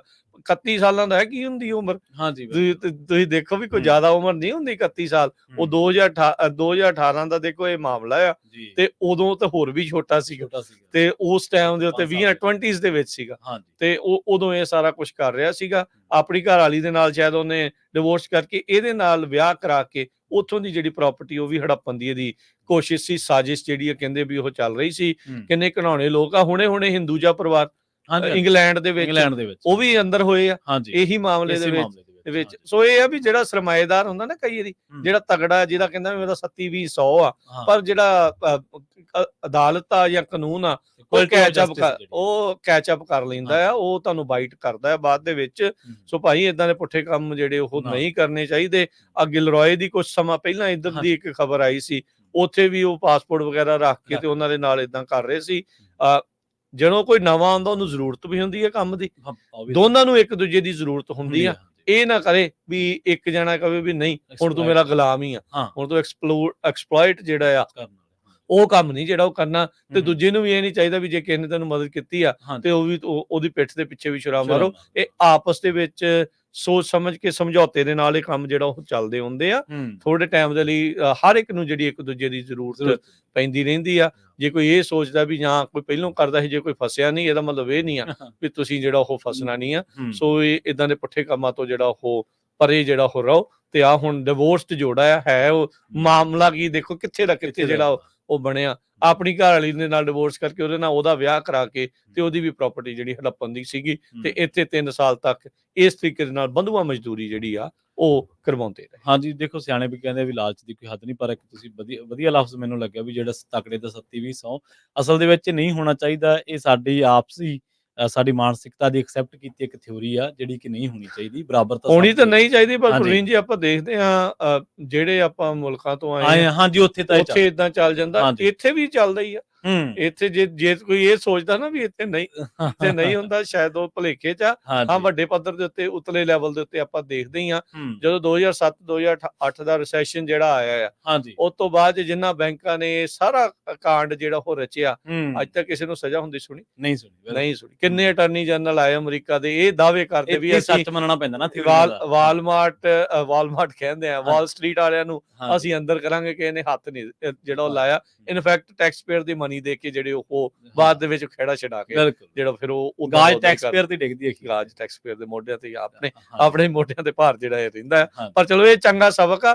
ਇਦਾਂ ਦੀਆਂ ਚੀਜ਼ਾਂ ਜਦੋਂ ਸਾਹਮਣੇ ਆਉਂਦੀਆਂ ਤਾਂ ਪਤਾ ਲੱਗ ਜਾਂਦਾ ਹੈ ਵੀ ਇਹ ਹੋਇਆ। 2 ਵੀਕ ਟ੍ਰਾਇਲ ਚੱਲਿਆ, ਸੋ ਤੁਸੀਂ ਹਿਸਾਬ ਲਾ ਲਓ ਵੀ ਕਿੰਨਾ ਐਵੀਡੈਂਸ ਉਹਨਾਂ ਨੇ ਉਸ ਦੇ ਵਿੱਚ ਸ਼ੋ ਜਿਹੜਾ ਉਹ ਕੀਤਾ ਹੈ, ਕਿੰਨੇ ਸਬੂਤ ਜਿਹੜੇ ਆ ਉਹ ਪੇਸ਼ ਕੀਤੇ ਆ। ਤੇ ਹੁਣ ਹਰਮਨਪ੍ਰੀਤ ਤੇ ਕੁਲਬੀਰ ਉਹ ਜੇਲ੍ਹ ਦੇ ਪਿੱਛੇ ਜਿਹੜੇ ਰਹਿਣਗੇ। ਹੁਣ ਇਹਦਾ ਇੱਥੋਂ ਇਹ ਵੀ ਨਹੀਂ ਪਤਾ ਵੀ ਇਸ ਤੋਂ ਬਾਅਦ ਦੇ ਵਿੱਚ ਜੋ ਗ੍ਰੀਨ ਕਾਰਡ ਹੋਲਡਰ ਆ ਜਾਂ US ਸਿਟੀਜ਼ਨ ਆ, ਉਹ ਉਹਨਾਂ ਨੇ ਇਸ ਦੇ ਵਿੱਚ ਦੱਸਿਆ ਨਹੀਂ ਆ ਵੀ ਕਿ ਉਹ ਵੀ ਉਹਨਾਂ ਦੀ ਇਮੀਗ੍ਰੇਸ਼ਨ ਦੇ ਉੱਤੇ ਵੀ ਅਸਰ ਪੈਂਦਾ ਹੈ ਜਾਂ ਨਹੀਂ।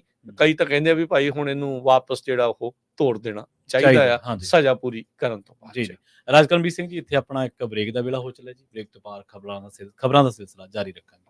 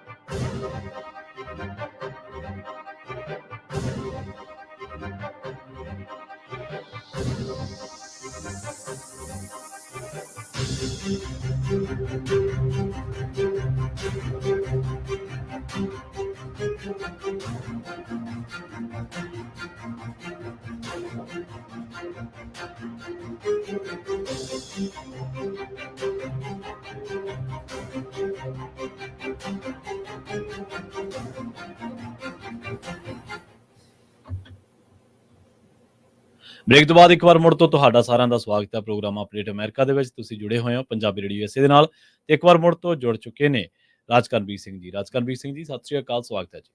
ਧੰਨਵਾਦ ਪ੍ਰਵੀਨ ਜੀ। ਪੰਜਾਬੀ ਰੇਡੀਓ USA ਦੇਖ ਸੁਣ ਰਹੇ ਸਾਰੇ ਸਰੋਤਿਆਂ ਦਰਸ਼ਕਾਂ ਨੂੰ ਵੀ ਪਿਆਰ ਭਰੀ ਸਤਿ ਸ੍ਰੀ ਅਕਾਲ ਜੀ। ਆਪਣੇ ਗੁਆਂਢੀ ਮੁਲਕ ਵੱਲ ਵੱਧਦੇ ਜਾਈਏ ਪ੍ਰਵੀਨ ਜੀ, ਤਾਂ ਇੱਕ ਜਿਹੜੀ ਖਬਰ ਆ ਉਹ ਸ਼ੇਅਰ ਕਰਦੇ ਜਾਈਏ। ਭਾਈ ਹਰਦੀਪ ਸਿੰਘ ਨਿੱਜਰ ਹੁਣਾਂ ਦੀ ਅਸੈਸੀਨੇਸ਼ਨ ਦੇ ਮਾਮਲੇ ਦੇ ਵਿੱਚ ਜਿਹੜੇ 4 ਗ੍ਰਿਫਤਾਰ ਕੀਤੇ ਆ, ਹਾਂਜੀ, ਤੇ ਉਹਨਾਂ ਦੇ ਬਾਬਤ ਜਿਹੜੀ ਅਪਡੇਟ ਆਈ ਹੈ, ਕੱਲ ਉਹਨਾਂ ਦੀ ਤਰੀਕ ਸੀਗੀ। ਕੱਲ ਉਹਨਾਂ ਨੂੰ ਅਦਾਲਤ ਦੇ ਵਿੱਚ ਕਹਿੰਦੇ ਵੀ ਉਹ ਪੇਸ਼ ਕੀਤਾ ਗਿਆ ਸੀਗਾ, ਤੇ ਪੇਸ਼ ਕਰਨ ਤੋਂ ਬਾਅਦ ਦੇ ਵਿੱਚ ਜਿਹੜੀ ਹੁਣ ਅਗਲੀ ਤਰੀਕ 7 ਅਗਸਤ ਜਿਹੜੀ ਆ ਉਹ ਪੈ ਗਈ ਆ। ਤੇ ਕਹਿੰਦੇ ਵੀ ਆਉਂਦੇ ਦਿਨਾਂ ਦੇ ਵਿੱਚ ਕੱਲ ਇਹ ਜਿਹੜਾ ਦੇਖਿਆ ਗਿਆ ਵੀ ਜਦ ਉਹਨਾਂ ਨੇ ਪਹੁੰਚਣਾ ਸੀਗਾ, ਕੋਈ ਟੈਕਨੀਕਲ ਮੁਸ਼ਕਲ ਦੇ ਕਰਕੇ ਥੋੜਾ ਲੇਟ ਸ਼ੁਰੂ ਹੋਇਆ। ਇਹ ਤਕਰੀਬਨ 9:30 ਵਜੇ ਸੁਣਵਾਈ ਹੋਣੀ ਸੀ ਸ਼ੁਰੂ, ਪਰ 10:30 ਵਜੇ ਜਿਹੜੀ ਇਹ ਸ਼ੁਰੂ ਹੋਈ। ਤੇ ਕਹਿੰਦੇ ਵੀ ਵਕੀਲ ਹੀ ਜਿਹੜੇ ਆ ਉਹ ਪੇਸ਼ੀ ਭੁਗਤਣ ਦੇ ਲਈ ਆਏ, ਸਰਕਾਰੀ ਧਿਰ ਵਾਲੇ ਜਿਹੜੇ ਆ, ਤੇ ਉਹਨਾਂ ਨੇ ਜਿਹੜਾ ਕੇਸ ਕਹਿੰਦੇ ਵੀ ਤਿਆਰ ਕਰੀ ਜਾ ਰਹੇ ਆ। ਐਵੀਡੈਂਸ ਹੌਲੀ ਹੌਲੀ ਕਹਿੰਦੇ ਵੀ ਉਸ ਦੇ ਵਿੱਚ ਜਾਣਕਾਰੀਆਂ ਸਾਂਝੀਆਂ ਜਿਹੜੀਆਂ ਉਹ ਕੀਤੀਆਂ ਜਾਣਗੀਆਂ। ਫਿਰ ਕਹਿੰਦੇ ਵੀ ਜਦੋਂ ਇਹਨਾਂ ਦਾ ਟਰਾਇਲ ਸ਼ੁਰੂ ਹੋਊਗਾ ਇਵੈਂਚੁਅਲੀ ਪੂਰਾ, ਤਾਂ ਉਦੋਂ ਇਹਨਾਂ ਨੂੰ ਖੁਦ ਪੇਸ਼ੀਆਂ ਭੁਗਤਣ ਦੇ ਲਈ ਜਾਂ ਉਸ ਦੇ ਲਈ ਆਪ ਸ਼ਾਮਲ ਹੋਣਾ ਪਿਆ ਕਰੂਗਾ। ਕੱਲ ਜਿਹੜੇ ਵਕੀਲਾਂ ਨੇ ਹੀ ਕਹਿੰਦੇ ਵੀ ਪੇਸ਼ੀ ਜਿਹੜੀ ਇਹਨਾਂ ਨੇ ਭੁਗਤੀ ਹੈਗੀ ਆ। ਤਾਂ ਇਹ ਹੁਣ ਅਗਲੀ ਤਰੀਕ 7 ਅਗਸਤ ਦਿਨ ਬੁੱਧਵਾਰ ਸਵੇਰੇ 9:30 ਵਜੇ ਜਿਹੜੀ ਉਹ ਪੈ ਗਈ ਆ। ਭਾਈ ਹਰਦੀਪ ਸਿੰਘ ਨਿੱਜਰ ਹੁਣਾਂ ਦੇ ਜਿਹੜੇ ਅਸੈਸੀਨੇਸ਼ਨ ਦੇ ਮਾਮਲੇ ਦੇ ਵਿੱਚ ਜਿਹੜੇ 4 ਪੰਜਾਬੀ ਗ੍ਰਿਫਤਾਰ ਕੀਤੇ ਸੀ ਉਹ ਮਾਮਲੇ ਵਿੱਚ। ਜੀ। ਤੇ ਇਹਦੇ ਨਾਲ ਜੁੜੀਆਂ ਇੱਕ ਹੋਰ ਖਬਰ ਆਪਾਂ ਸਾਂਝੀ ਕਰਦੇ ਚੱਲੀਏ, ਇਹਦੇ ਨਾਲ ਅਪਡੇਟ ਹੀ ਹੈ। ਚੰਦਰ ਆਰੀਆ ਜਿਹਦੇ ਬਾਰੇ ਆਪਾਂ ਪ੍ਰੋਗਰਾਮ ਦੇ ਵਿੱਚ ਕੱਲ ਵੀ ਗੱਲਬਾਤ ਕੀਤੀ ਸੀ, ਜਿਹਨੇ ਭਾਈ ਨਿੱਜਰ ਨੂੰ ਸ਼ਰਧਾਂਜਲੀ ਦੇਣ ਤੇ ਇਤਰਾਜ਼ ਜਤਾਇਆ ਸੀਗਾ। ਉਸ ਮਾਮਲੇ ਦੇ ਵਿੱਚ ਹੁਣ ਜਸਟਿਨ ਟਰੂਡੋ ਤੇ ਹੋਰ ਲਿਬਰਲ ਜਿਹੜੇ ਆਗੂ ਨੇ ਉਹ ਆਪਣੇ ਜਿਹੜਾ ਫੈਸਲਾ ਭਾਈ ਨਿੱਜਰ ਨੂੰ ਸ਼ਰਧਾਂਜਲੀ ਦੇਣ ਦਾ ਉਹਦੇ ਤੇ ਖੜੇ ਨਜ਼ਰ ਆਇਆ, ਤੇ ਉਹਨਾਂ ਨੇ ਕਿਹਾ ਕਿ ਚੰਦਰ ਆਰੀਆ ਜੋ ਮਰਜ਼ੀ ਕਹਿੰਦਾ ਰਵੇ, ਅਸੀਂ ਜਿਹੜੀ ਗੱਲ ਸਰਕਾਰ ਨੇ ਕੀਤੀ ਹਾਊਸ ਆਫ ਕਾਮਨਸ ਦੇ ਵਿੱਚ ਅਸੀਂ ਕੁਝ ਸੋਚ ਕੇ, ਤੇ ਇਸ ਕਰਕੇ ਉਹ ਜ਼ਰੂਰੀ ਵੀ ਸੀਗਾ, ਅਸੀਂ ਉਹਨਾਂ ਨੂੰ ਸ਼ਰਧਾਂਜਲੀ ਤਾਂ ਕੀਤੀ ਹੈ। ਜਸਟਿਨ ਟਰੂਡੋ ਨਾਲ ਜੁੜੀ ਇੱਕ ਹੋਰ ਖਬਰ ਜਿਹੜੀ ਸਾਂਝੀ ਕਰਦੇ ਚੱਲੀਏ। ਅਸਲ ਦੇ ਵਿੱਚ ਜਿਵੇਂ ਆਪਾਂ ਕਹਿ ਦਿੰਦੇ ਨਾ, ਕਈ ਵਾਰੀ ਚਰਚਾਵਾਂ ਛਿੜ ਜਾਂਦੀਆਂ। ਬੇਲਿਸ ਜਿਹੜੇ ਕਿ ਉੱਥੋਂ ਦੇ ਸਾਬਕਾ ਲਿਬਰਲ MP ਨੇ, ਫਰੈਂਕ ਬੇਲਿਸ, ਉਹਨਾਂ ਨੇ ਇੱਕ ਨਵੀਂ ਚਰਚਾ ਛੇੜ ਦਿੱਤੀ ਹੈ। ਉਹਨਾਂ ਨੇ ਕਿਹਾ ਕਿ ਆਉਣ ਵਾਲੇ ਟਾਈਮ ਦੇ ਵਿੱਚ ਜੋ ਹਾਰ ਲਿਬਰਲ ਪਾਰਟੀ ਨੂੰ ਸਾਹਮਣੇ ਕਰਨੀ ਪਈ ਹੈ ਬਾਈ ਇਲੈਕਸ਼ਨਸ ਦੇ ਵਿੱਚ, ਹੁਣ ਹੋ ਸਕਦਾ ਹੈ ਕਿ ਜਿਹੜੇ ਟਰੂਡੋ ਨੇ ਉਹਨਾਂ ਨੂੰ ਰਿਪਲੇਸ ਕਰ ਦਿੱਤਾ ਜਾਵੇ। ਹਾਲਾਂਕਿ ਉਹਨਾਂ ਨੇ ਇੱਕ ਗੱਲ ਹੋਰ ਵੀ ਐਡ ਕੀਤੀ ਹੈ ਨਾਲ, ਕਿ ਇਹ ਉਹਨਾਂ ਦੇ ਫੈਸਲੇ ਤੇ ਵੀ ਨਿਰਭਰ ਕਰਦਾ ਹੈ ਕਿ ਅਗਲੀ ਵਾਰੀ ਚੋਣਾਂ ਦੇ ਵਿੱਚ as a party leader party ਨੂੰ ਲੀਡ ਕਰਨ ਦੇ ਬਾਰੇ ਕੀ ਉਹਨਾਂ ਦਾ ਖਿਆਲਾਤ ਹੈ, ਤਾਂ ਉਹਦੇ ਬਾਰੇ ਵੀ ਜ਼ਰੂਰ ਫੈਸਲਾ ਜਿਹੜਾ ਉਹ ਲਾਜ਼ਮੀ ਹੋਊਗਾ ਕਿ ਉਹ ਕੀ ਕਹਿੰਦੇ ਨੇ। ਪਰ ਉਹ ਕਹਿੰਦੇ ਕਿ ਮੈਂ ਜਿਹੜਾ ਉਹ ਆਪਣਾ ਡਿਸਾਈਡ ਕਰੂੰਗਾ ਉਸ ਦੇ ਨੈਕਸਟ ਸਟੈਪਸ ਤੋਂ ਬਾਅਦ, ਜਿਹੜੇ ਟਰੂਡੋ ਦੇ ਨੈਕਸਟ ਸਟੈਪ ਹੋਣਗੇ ਉਸ ਤੋਂ ਬਾਅਦ ਡਿਸਾਈਡ ਕਰੂੰਗਾ। ਟਰੂਡੋ ਜਿਹੜੇ ਪ੍ਰਧਾਨ ਮੰਤਰੀ ਨੇ ਕੈਨੇਡਾ ਦੇ, ਉਹਨਾਂ ਦਾ ਕਈ ਮਾਮਲਿਆਂ ਦੇ ਉੱਤੇ ਦੇਸ਼ ਦੇ ਵਿੱਚ ਖਾਸ ਕਰਕੇ ਮਹਿੰਗਾਈ ਜਾਂ ਰੁਜ਼ਗਾਰ ਨੂੰ ਲੈ ਕੇ ਵਿਰੋਧ ਤਾਂ ਹੋ ਹੀ ਰਿਹਾ, ਪਰ ਟਰੂਡੋ ਨੂੰ ਅਕਸਰ ਗਿਣਿਆ ਜਾਂਦਾ ਹੈ ਕਿ ਉਹ ਸਿੱਖ ਸਿੰਪਥਾਈਜ਼ਰ ਨੇ, ਤੇ ਉਹ ਸਿੱਖਾਂ ਦੇ ਜਦੋਂ ਤਿਉਹਾਰ ਆਉਂਦੇ ਨੇ, ਜਾਂ ਪੰਜਾਬੀਆਂ ਦੇ ਤਿਉਹਾਰ ਕਹਿ ਦਿੰਦੇ ਆਪਾਂ, ਦੀਵਾਲੀ ਹੈ ਜਾਂ ਹੋਰ ਵੀ ਕਈ ਗੁਰਪੁਰਬ ਆਉਂਦੇ ਨੇ, ਤਾਂ ਉਦੋਂ ਉਹ ਨਿੱਜੀ ਤੌਰ ਤੇ ਵੀ ਕਈ ਵਾਰੀ ਟਵਿੱਟਰ ਹੈਂਡਲ ਤੇ ਵਧਾਈ ਦਿੰਦੇ ਨੇ, ਤੇ ਕਈ ਵਾਰੀ ਗੁਰਦੁਆਰਾ ਸਾਹਿਬਾਨ ਦੇ ਵਿੱਚ ਉਹ ਸ਼ਮੂਲੀਅਤ ਵੀ ਕਰਦੇ ਨੇ। ਸੋ ਲਿਬਰਲ ਪਾਰਟੀ ਦੀ ਇੱਕ ਆਪਣੀ ਅੰਦਰ ਖਾਤੇ ਜਿਹੜੀ ਪੋਲਿਟਿਕਸ ਆ ਉਹ, ਤੇ ਬਾਹਰ ਜਿਹੜੀ ਟਰੂਡੋ ਦੀ ਜਿਹੜੀ ਛਵੀ ਹੈ ਸਿੱਖਾਂ ਦੇ ਵਿੱਚ, ਉਹ ਹਮੇਸ਼ਾ ਚੰਗੀ ਗਿਣੀ ਜਾਂਦੀ। ਲਿਬਰਲ ਸਰਕਾਰ ਦੇ ਲਈ ਧੱਕਾ ਵੀ ਹੈ, ਝਟਕਾ ਵੀ ਲੱਗਾ ਆ। ਕੰਜ਼ਰਵੇਟਿਵ ਨੇ ਜਿਹੜੇ ਲਿਬਰਲ ਦੇ ਗੜ੍ਹ ਦੇ ਵਿੱਚੋਂ ਕੱਲ ਇੱਕ ਜਿਹੜੀ ਸੀਟ ਆ ਉਹ ਜਿਮਨੀ ਕੱਢ ਲਈ ਆ, ਜਿਹੜੀ ਉਹ ਕੱਢ ਲਈ ਆ। ਸੋ ਇੱਥੋਂ ਇਹ ਵੀ ਅੰਡਰ ਕਰੰਟ ਦਾ ਵੀ ਪਤਾ ਜਿਹੜਾ ਉਹ ਲੱਗ ਰਿਹਾ ਵੀ ਉੱਤੇ ਐਂਟੀ ਇਨਕੰਬੈਂਸੀ ਖਾਸੀ ਜਿਹੜੀ ਉਹ ਚੱਲ ਰਹੀ ਆ। ਸੋ ਕੰਜ਼ਰਵੇਟਿਵ ਦੇ ਲਈ ਜੇ ਉੱਥੋਂ ਦੀ ਲੋਕਲ ਪੋਲਿਟਿਕਸ ਦੇ ਵਿੱਚ ਦੇਖਿਆ ਜਾਵੇ, ਤਾਂ ਇਹ ਇੱਕ ਕਹਿ ਸਕਦੇ ਹਾਂ ਵੀ ਵੱਡੀ ਜਿਹੜੀ ਚੁਣੌਤੀ ਆ, ਜਿਹੜੀ ਉਹਨਾਂ ਦੇ ਲਈ ਓਪਰਚੁਨਿਟੀ ਵੀ ਆ, ਮੌਕਾ ਵੀ ਆ। ਉਹ ਜਿੱਤ ਜਿਹੜੇ ਸਕਦੇ। ਡਾਨ ਸਟੀਵਰਟ ਜਿਹੜੇ ਕੰਜ਼ਰਵੇਟਿਵ ਉਮੀਦਵਾਰ ਦੇ ਪਾਰਟੀ ਦੇ ਆ, ਉਹ ਜਿੱਤ ਗਏ ਆ। ਉਹਨਾਂ ਦੀ ਜਿਹੜੀ ਸੈਂਟ ਪਾਲ ਆ, ਉਹ ਸੇਂਟ ਪਾਲ ਦੀ ਜਿਹੜੀ ਸੀਟ ਆ, ਉੱਥੇ ਇਹਨਾਂ ਦੀ ਜਿਹੜੀ ਆ ਉਹ ਜੇਤੂ ਜਿਹੜੇ ਉਹ ਰਹੇ ਆ। ਸੋ ਉੱਥੇ ਵੀ ਜਿਹੜਾ ਉਲਟ ਫੇਰ ਜਿਹੜਾ ਉਹ ਚੱਲ ਰਿਹਾ। ਜਿੱਦਾਂ ਆਪਾਂ ਅੱਜ ਸਕੁਆਡ ਦੇ ਮੈਂਬਰ ਦੀ ਗੱਲ ਕੀਤੀ ਸੀ ਵੀ ਡੈਮੋਕ੍ਰੇਟ ਪਾਰਟੀ ਦੇ ਵਿਦਨ ਵੀ ਜਿਹੜੇ ਪ੍ਰੋਗਰੈਸਿਵ ਆ ਉਹ ਥੱਲੇ ਵੱਲ ਨੂੰ ਜਾਂਦੇ ਜਿਹੜੇ ਉਹ ਨਜ਼ਰ ਆ ਰਹੇ ਹੈਗੇ ਆ। ਅਗਲੀ ਜਿਹੜੀ ਖਬਰ ਆ, ਇਹਦੇ ਲਈ ਆਪਾਂ ਨੂੰ ਰੂਸ ਵੱਲ ਨੂੰ ਜਾਣਾ ਪੈਣਾ ਆ। ਇਵਾਨ ਗਰਸ਼ੋਵਿਚ ਦੇ ਉੱਤੇ ਕਹਿੰਦੇ ਵੀ ਇੱਕ ਸਪਾਈ ਟਰਾਇਲ ਆ ਉਹ ਸ਼ੁਰੂ ਹੋਣ ਜਾ ਰਿਹਾ ਆ। ਹੂੰ, ਇਹ ਵਾਲ ਸਟਰੀਟ ਜਰਨਲ, ਜੋ ਕਿ ਅਮਰੀਕਾ ਦੀ ਟਾਪ ਦੀ ਜਿਹੜੀ ਨਿਊਜ਼ ਏਜੰਸੀ ਆ, ਅਖਬਾਰ ਆ, ਉਹਦਾ ਜਿਹੜਾ ਇਹ ਪੱਤਰਕਾਰ ਆ, ਇਸ ਨੂੰ ਕਈ ਮਹੀਨੇ ਪਹਿਲਾਂ ਮਾਸਕੋ ਦੇ ਵਿੱਚ ਨਜ਼ਰਬੰਦ ਜੇਲ੍ਹ ਦੇ ਵਿੱਚ ਅੰਦਰ ਕਰ ਦਿੱਤਾ ਗਿਆ ਸੀ। 15 ਮਹੀਨੇ ਜਿਹੜੇ ਨੂੰ ਹੋ ਗਏ ਨੇ ਇਵਾਨ ਨੂੰ ਹੂੰ, ਉੱਥੇ ਜਿਹੜੇ ਜੇਲ੍ਹ ਦੇ ਵਿੱਚ ਪਾਏ ਹੋਏ, ਤੇ ਹੁਣ ਕਹਿੰਦੇ ਵੀ ਇਸ ਰਿਪੋਰਟਰ ਦਾ ਜਿਹੜਾ ਟਰਾਇਲ ਆ, ਰਸ਼ੀਆ ਦੀ ਕੈਪੀਟਲ ਤੋਂ 1000 ਮੀਲ ਦੂਰ ਯਾਕਰਟਨਬਰਗ ਕਰਕੇ ਇੱਕ ਛੋਟਾ ਜਿਹਾ ਸ਼ਹਿਰ ਆ, ਉੱਥੇ ਜਿਹੜਾ ਉਹ ਸ਼ੁਰੂ ਹੋਵੇਗਾ। ਵਾਲ ਸਟਰੀਟ ਜਰਨਲ ਦੇ ਲਈ ਕਹਿੰਦਾ ਰਿਪੋਰਟਿੰਗ ਟ੍ਰਿਪ ਦੇ ਉੱਤੇ ਇਹ ਗਿਆ ਸੀ, ਜਿਸ ਤੋਂ ਬਾਅਦ ਦੇ ਵਿੱਚ ਇਸ ਨੂੰ ਇਹ ਕਹਿ ਕੇ ਉੱਥੇ ਗ੍ਰਿਫਤਾਰ ਕਰ ਲਿਆ ਗਿਆ ਸੀਗਾ ਵੀ ਤੂੰ ਜਸੂਸੀ ਜਿਹੜਾ ਇੱਥੇ ਕਰ ਰਿਹਾ ਆ ਅਮਰੀਕਨ ਸਰਕਾਰ ਦੇ ਲਈ, ਰੂਸ ਦੇ ਉਲਟ। ਕਹਿੰਦੇ ਵੀ ਅੱਜ ਜਿਹੜੀ ਉਸਦੀ ਤਸਵੀਰ ਜਾਰੀ ਹੋਈ ਆ,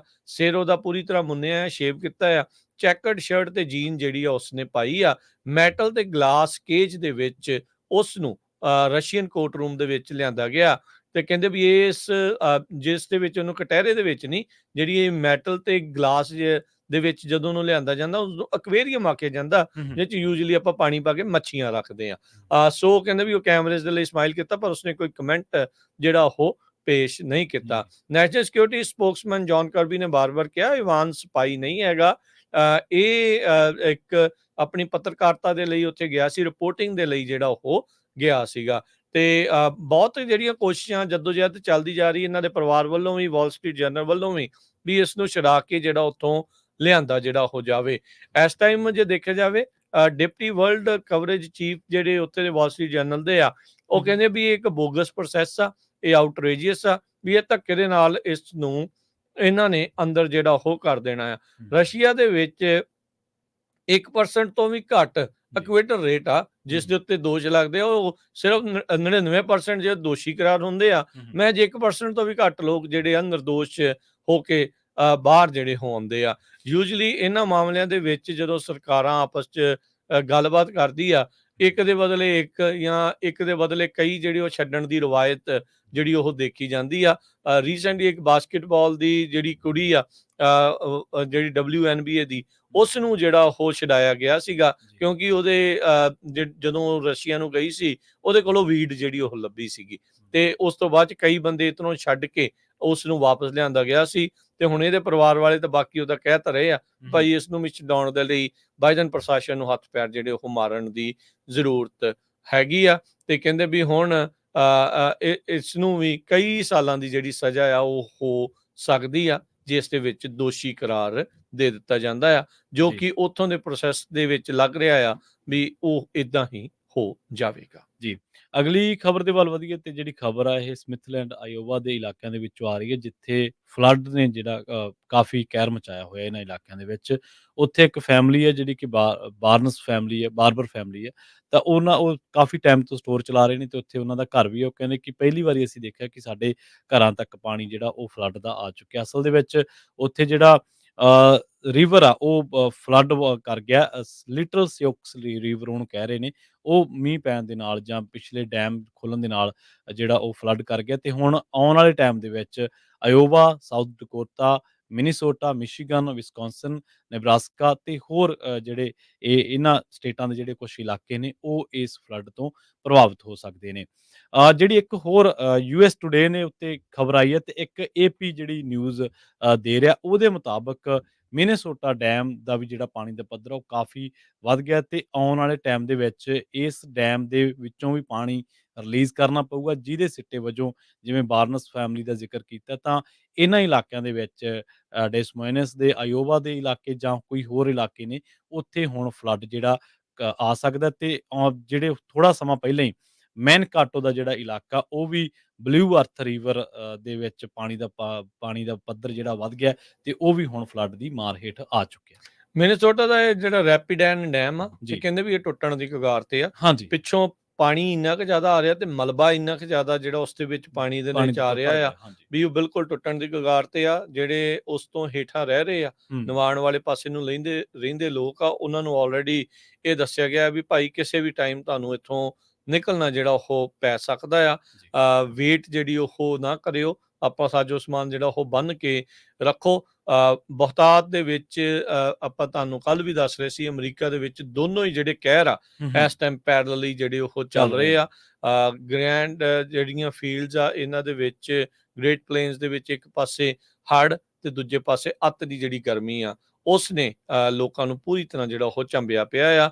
ਮੰਡੇ ਮਾਰਨਿੰਗ ਵੀ ਜਿਹੜਾ ਦੱਸਿਆ ਗਿਆ ਸੀ, ਐਮਰਜੈਂਸੀ ਮੈਨੇਜਮੈਂਟ ਵਰਕਰ ਉਹਨਾਂ ਨੇ ਜਿਹੜਾ ਉਹ ਦੱਸਿਆ ਸੀਗਾ ਵੀ ਪਾਣੀ ਲਗਾਤਾਰ ਜਿਹੜਾ ਉਹ ਵੱਧ ਰਿਹਾ ਆ। ਤਸਵੀਰਾਂ ਵੀਡੀਓਜ਼ ਜਿਹੜੀਆਂ ਉੱਥੇ ਆਈਆਂ ਆ, ਉੱਥੋਂ ਇਹ ਸਾਫ਼ ਪਤਾ ਲੱਗ ਰਿਹਾ ਵੀ ਕਿਸੇ ਵੀ ਟਾਈਮ ਇਹ ਜਿਹੜਾ ਮਿਨੇਸੋਟਾ ਦਾ ਰੈਪਿਡੈਨ ਡੈਮ ਆ ਇਹ ਫੇਲ ਹੋ ਸਕਦਾ ਆ ਤੇ ਭਿਆਨਕ ਤਬਾਹੀ ਜਿਹੜੀ ਉਸ ਤੋਂ ਬਾਅਦ ਦੇ ਵਿੱਚ ਹੋ ਸਕਦੀ ਆ। ਸੋ ਭਾਈ ਜਰਾ ਬਚ ਕੇ ਇੱਥੋਂ ਜਿਹੜਾ ਉਹ ਚੱਲਣ ਦੀ ਲੋੜ ਆ ਤੇ ਇਸ ਦੇ ਨਾਲ ਹੋਰ ਵੀ ਮਿਡਵੈਸਟ ਦੇ ਵਿੱਚ ਜਿਹੜੀ ਫਲੱਡਿੰਗ ਆ ਉਹ ਹੋਣ ਦੇ ਖਤਰੇ ਬਣੇ ਪਏ ਆ। ਛੋਟੀ ਜਿਹੀ ਬ੍ਰੇਕ ਲੈਂਦੇ ਆ, ਬ੍ਰੇਕ ਤੋਂ ਬਾਅਦ ਦੇ ਵਿੱਚ ਰਹਿ ਗਈਆਂ ਖਬਰਾਂ ਦੇ ਉੱਤੇ ਨਜ਼ਰ ਬਣਾਵਾਂਗੇ। ਜੁੜੇ ਰਹੋ ਏਦਾਂ ਪੰਜਾਬੀ ਰੇਡੀਓ USA ਦੇ ਨਾਲ।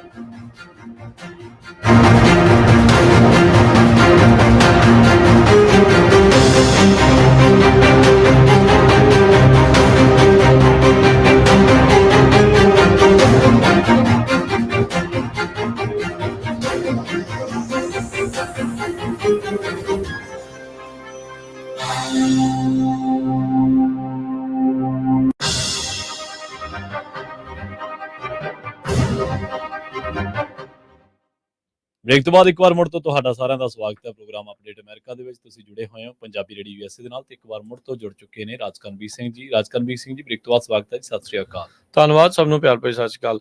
ਆਪਣੇ ਗਵਾਂਢੀ ਸੂਬੇ ਓਰੇਗਨ ਦੇ ਮੱਧ ਦੇ ਵਿੱਚ, ਸੈਂਟਰਲ ਓਰੇਗਨ ਦੇ ਵਿੱਚ ਕਹਿੰਦੇ ਵੀ ਇੱਕ ਵਾਈਲਡ ਫਾਇਰ ਲੱਗੀ ਆ।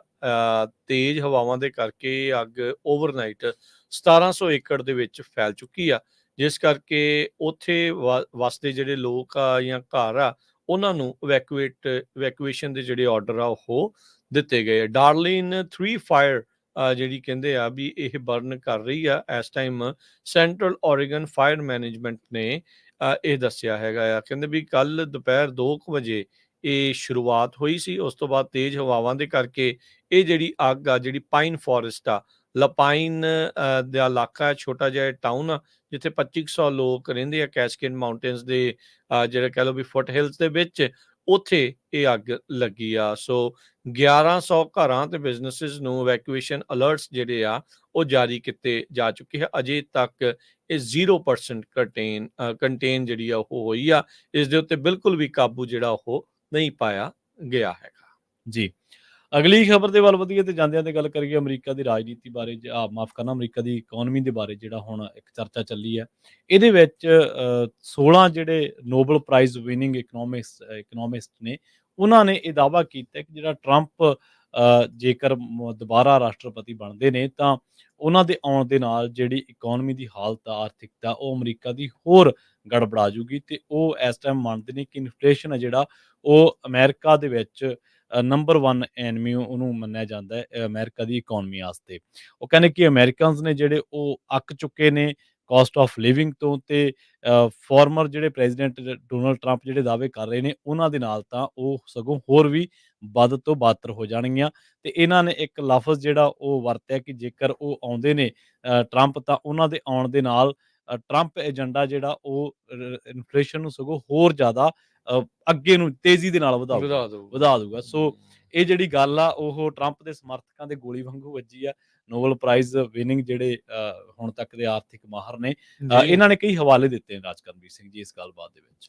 ਬਿਲਕੁਲ, ਕੱਲ ਨੂੰ ਇਹਨਾਂ ਦਾ ਆਪਸ ਦੇ ਵਿੱਚ ਸਿੰਘ ਵੀ ਫਸਣੇ ਆ, ਹਾਂਜੀ ਟਰੰਪ ਹੋਣਾ ਦੇ ਤੇ ਬਾਈਡਨ ਹੋਣਾ ਦੇ। ਹੂੰ ਕੱਲ ਨੂੰ ਆਪਣੇ ਇੱਥੇ ਦੇ ਲੋਕਲ ਸਮੇਂ ਦੇ ਮੁਤਾਬਕ 6 ਵਜੇ ਤੇ ਈਸਟਰਨ ਟਾਈਮ ਦੇ ਹਿਸਾਬ ਨਾਲ 9 ਵਜੇ ਜੀ ਰਾਤ ਨੂੰ ਜਿਹੜਾ ਪਹਿਲਾ ਡਿਬੇਟ, ਪ੍ਰੈਜ਼ੀਡੈਂਸ਼ੀਅਲ ਡਿਬੇਟ ਆ, ਉਹ CNN ਦੇ ਉੱਤੇ ਜਿਹੜਾ ਉਹ ਹੋਣ ਜਾ ਰਿਹਾ। ਸੋ ਆਪਾਂ ਪਹਿਲਾਂ ਵੀ ਗੱਲ ਕੀਤੀ ਸੀ ਵੀ ਨਿੱਜੀ ਵਾਰ ਰਹਿਣਗੀਆਂ, ਪਾਲਿਸੀ ਦੇ ਉੱਤੇ ਗੱਲ ਹੋਊਗੀ। ਇਹ ਜਿਹੜੀ ਵੱਡੀ ਗੱਲ ਆ। ਬਿਲਕੁਲ ਉਸ ਤੋਂ ਪਹਿਲਾਂ 16 ਜਿਹੜੇ ਨੋਬਲ ਜੇਤੂ ਜਿਹੜੇ ਇਕਨੋਮਿਸਟ ਦਾ ਇਕੱਠੇ ਤੌਰ ਦੇ ਉੱਤੇ ਬਿਆਨ ਆਉਣਾ ਵੀ ਜੇ ਟਰੰਪ ਹੋਣੀ ਜਿੱਤਦੇ ਆ ਤੇ ਇਨਫਲੇਸ਼ਨ ਦਾ ਧਮਾਕਾ ਹੋਊਗਾ ਹੋਰ ਵੀ ਜ਼ਿਆਦਾ। ਜਿਹੜੇ ਪਲਾਨ ਕਹਿੰਦੇ ਵੀ ਉਹ ਦੱਸ ਰਹੇ ਆ ਉਹਦੇ ਮੁਤਾਬਕ ਤਾਂ ਗਲੋਬਲ ਇਕਨੋਮੀ ਨੂੰ ਕਹਿੰਦੇ ਖਤਰਾ ਆ। ਇਹਨੂੰ ਹੁਣ ਲੋਕ ਕਿੱਦਾਂ ਦੇਖਣਗੇ? ਡੈਮੋਕ੍ਰੇਟ ਤਾਂ ਕਹਿਣਗੇ ਲੈ ਵੀ ਆ ਬੱਲੇ ਬੱਲੇ ਹੋਊਗੀ, ਇਹ ਤਾਂ ਇਹਨਾਂ ਨੇ ਬੜਾ ਵਧੀਆ ਜਿਹੜਾ ਬਿਆਨ ਦਿੱਤਾ। ਤੇ ਬਾਕੀ ਦੂਜੇ ਆਬਵੀਅਸਲੀ ਉਹ ਕਹਿਣਗੇ ਵੀ ਇਹਨਾਂ ਨੂੰ ਕੱਖ ਨਹੀਂ ਪਤਾ ਵੀ ਇਹ ਕੀ ਆ। ਪਰ ਇਵੈਂਚੁਅਲੀ ਲੋਕਾਂ ਨੇ ਡਿਸਾਈਡ ਕਰਨਾ ਆ ਤੇ ਇਹਨਾਂ ਦੀ ਜਿਹੜੀਆਂ ਹੁਣ ਗੱਲਾਂ ਬਾਤਾਂ ਆ ਉਹ ਤੋਂ ਦੇਖਣ ਨੂੰ ਪਤਾ ਲੱਗੂਗਾ। ਕਹਿੰਦੇ ਵੀ ਬਹੁਤ ਜ਼ਿਆਦਾ ਦਿਲਚਸਪੀ ਆ ਇਸ ਵਾਰ ਇਸ ਡਿਬੇਟ ਨੂੰ ਸੁਣਨ ਦੇ ਲਈ। ਹਾਂਜੀ, ਰੀਜ਼ਨ ਇਹਦੇ ਵਿੱਚ ਇਹ ਵੀ ਆ ਪ੍ਰਵੀਨ ਜੀ ਵੀ ਲੋਕ ਡਿਵਾਈਡਡ ਵੀ ਬੜੇ ਨੇ। ਉਹ ਦੇਖਣਾ ਚਾਹੁੰਦੇ ਤੇ ਵੀ ਉਹਨਾਂ ਦਾ ਜਿਹੜਾ ਸੰਭਾਵੀ ਉਮੀਦਵਾਰ ਆ ਉਹ ਕੀ ਕਹਿੰਦਾ ਹੈ, ਇੱਕ ਦੂਜੇ ਦੇ ਉੱਤੇ ਕਿੱਦਾਂ ਇਹ ਆ ਪ੍ਰੈਜ਼ੀਡੈਂਸ਼ੀਅਲ ਵੀ ਲੱਗਦੇ ਆ ਦੋਨੋਂ, ਕਿ ਕਿੱਦਾਂ ਲੱਗਦਾ ਵੀ ਗਲੀ ਦੇ ਵਿੱਚ ਲੜਨ ਵਾਲੇ ਦੋ ਪੋਲੀਟੀਸ਼ੀਅਨ ਮੋਰੇ ਆਮੋ ਸਾਹਮਣੇ ਜਿਹੜੇ ਉਹ ਖੜੇ ਹੋਣਗੇ। ਸੋ ਇਹ ਕਾਫੀ ਜ਼ਿਆਦਾ ਜਿਹੜਾ ਇਸ ਚੀਜ਼ ਦੇ ਵਿੱਚ ਦੇਖਣ ਵਾਲਾ ਆ। ਸੋ 2001 ਤੋਂ ਲੈ ਕੇ 2020 ਦੇ ਦਰਮਿਆਨ ਬਹੁਤ ਜ਼ਿਆਦਾ ਜਿਨ੍ਹਾਂ ਨੇ ਨੋਬਲ ਪ੍ਰਾਈਜ਼ ਜਿੱਤਿਆ ਇਕਨੋਮੀ ਦੇ ਲਈ, ਉਹਨਾਂ ਨੇ ਇਹ ਜਿਹੜੇ ਮੈਸੇਜ ਜਿਹੜੇ ਉਹ ਲਿਖੇ ਆ। 2001 ਦਾ ਜਿਹੜਾ ਜੇਤੂ ਜੋਸਫ ਸਟਿਗਲਿਟਸ, ਉਹ ਨੋਬਲ ਪ੍ਰਾਈਜ਼ ਜੇਤੂ ਸੀ ਇਕਨੋਮੀ ਦੇ, ਉਹਨਾਂ ਨੇ ਇਸ ਮੈਸੇਜ ਨੂੰ ਸਪੀਅਰ ਹੈਡ ਜਿਹੜਾ ਉਹ ਕੀਤਾ ਆ। ਸੋ ਇਹ ਇੱਕ ਵੱਡਾ ਜਿਹੜਾ ਬਿਆਨ ਆ ਇਹ ਆ ਗਿਆ ਆ। ਸੋ ਇਸ ਦੇ ਨਾਲ ਕਿ ਲੋਕਾਂ ਦੇ ਮਨਾਂ ਦੇ ਵਿੱਚ ਇਕਨੋਮੀ ਨੂੰ ਲੈ ਕੇ ਕੁਛ ਵਿਚਾਰ ਬਦਲਣਗੇ ਵੀ ਨੋਬਲ ਪ੍ਰਾਈਜ਼ ਜੇਤੂ ਇਕਨੋਮੀ ਵਾਲੇ ਉਹ ਇਦਾਂ ਕਹਿ ਰਹੇ ਆ ਤੇ ਓਵਰਆਲ ਜਿਹੜਾ ਉਹ ਕੀ ਹੈਗਾ। ਪਰ ਲੋਕ ਪਿਛਲੇ 2 ਸਾਲਾਂ ਤੋਂ ਟੁੱਟੇ ਪਏ ਨੇ ਇਕਨੋਮੀ ਨੂੰ ਲੈ ਕੇ, ਜਿਹੜੇ ਉਹ ਇਸ ਟਾਈਮ ਬਹੁਤ ਬੁਰਾ ਹਾਲ ਆ। ਰੀਸੈਂਟ ਪੋਲਸ ਵੀ ਇਹ ਆਖਦੀਆਂ ਆ 68% ਅਮਰੀਕਨ ਇਹ ਸੋਚ ਰਹੇ ਆ ਇਕਨੋਮੀ ਪੂਅਰ ਆ, ਨਾਟ ਸੋ ਗੁੱਡ ਜਿਹੜੀ ਉਹ ਇਸ ਟਾਈਮ ਜਿਹੜੀ ਉਹ ਚੱਲ ਰਹੀ ਆ। ਤੇ 32% ਵੋਟਰ ਸੋਚਦੇ ਨਹੀਂ ਨਹੀਂ ਬੱਲੇ ਬੱਲੇ ਆ, ਪੂਰੀ ਐਕਸੀਲੈਂਟ ਤੇ ਜਿਹੜੀ ਉਹ ਗੁੱਡ ਚੱਲ ਰਹੀ ਆ। ਸੋ ਸਮਝ ਸਕਦੇ ਆ ਵੀ ਕੁਛ ਹਾਂਜੀ ਜਿਹੜੇ ਕਿਹੜੀ ਵਿਚਾਰਧਾਰਾ ਵਾਲੇ ਪ੍ਰੋ ਲੋਕ ਗਵਰਨਮੈਂਟ ਕਿੱਦਾਂ ਬੰਦੇ ਆ। ਜਿਹੜੇ ਉਹ ਕਿੱਦਾਂ ਹਾਂਜੀ ਆਖਦੇ ਆ। ਦੇਖੋ 2 ਗੱਲਾਂ ਇੱਥੇ ਰਾਜਕਰਮੀ ਸਿੰਘ ਜੀ ਐਡ ਕਰਨ ਵਾਲੀਆਂ ਨੇ। ਇੱਕ ਤਾਂ ਇਹ ਕਿ ਇਹ ਆਮ ਤੌਰ ਤੇ ਧਾਰਨਾ ਟਰੰਪ ਸਮਰਥਕਾਂ ਦੀ ਕਿ ਉਹ ਆਉਣਗੇ ਤਾਂ ਇਕੋਨਮੀ ਨੂੰ ਬੂਮ ਮਿਲੂਗਾ।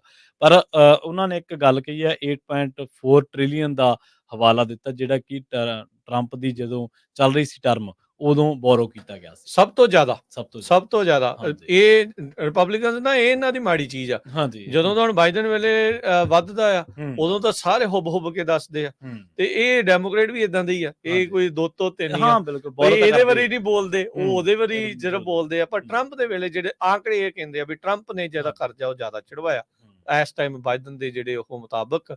ਤੇ ਇਹ ਨੰਬਰਸ ਜਿਹੜੇ ਉਹ ਦੱਸਦੇ, ਕੋਈ ਮੈਂ ਨਹੀਂ ਕਹਿ ਰਿਹਾ, ਉਹ ਨਹੀਂ ਕਹਿ ਰਿਹਾ, ਇਹ ਨੰਬਰਸ ਜਿਹੜੇ ਉਹ ਦੱਸ ਰਹੇ ਆ। ਪਰ ਇਹ ਆ ਵੀ ਕੌਣ ਕਦੋਂ ਕਿੱਥੇ ਕੀ ਬੋਲਦਾ ਆ, ਹਾਂਜੀ ਉਹ ਕਿਹੜੀ ਚੀਜ਼ ਦੇ ਉੱਤੇ ਉਹ ਘੇਸਲ ਵੱਟ ਜਾਂਦੇ ਤੇ ਕਿਹੜੀ ਚੀਜ਼ ਦੇ ਉੱਤੇ ਚੁੱਪ ਕਰ ਜਾਂਦੇ ਆ। ਹੂੰ। ਇਹ ਜ਼ਰੂਰ ਜਿਹੜੀਆਂ ਉਹ ਗੱਲਾਂ ਵਿਚਾਰ ਅਧੀਨ ਹੁੰਦੀਆਂ। ਜੀ। ਹੁਣ ਸਮਾਂ ਸਮਾਪਤ ਹੈ ਤੇ ਆਪਾਂ ਦੱਸਦੇ ਜਾਈਏ ਇੱਕ ਵਾਰੀ ਫਿਰ 8 ਤੋਂ ਲੈ ਕੇ 13 ਦੇ ਦਰਮਿਆਨ ਜੀ। ਜੁਲਾਈ ਦੇ ਵਿੱਚ ਆਰਟ ਕੈਂਪ ਲੱਗਣ ਜਾ ਰਿਹਾ ਪੰਜਾਬੀ ਰੇਡੀਓ USA ਦੇ ਫ੍ਰੈਜ਼ਨੋ ਸਟੂਡੀਓ ਕੰਪਲੈਕਸ ਦੇ ਵਿੱਚ, ਪੰਜਾਬੀ ਕਲਚਰ ਸੈਂਟਰ ਦੇ ਸਹਿਯੋਗ ਦੇ ਨਾਲ।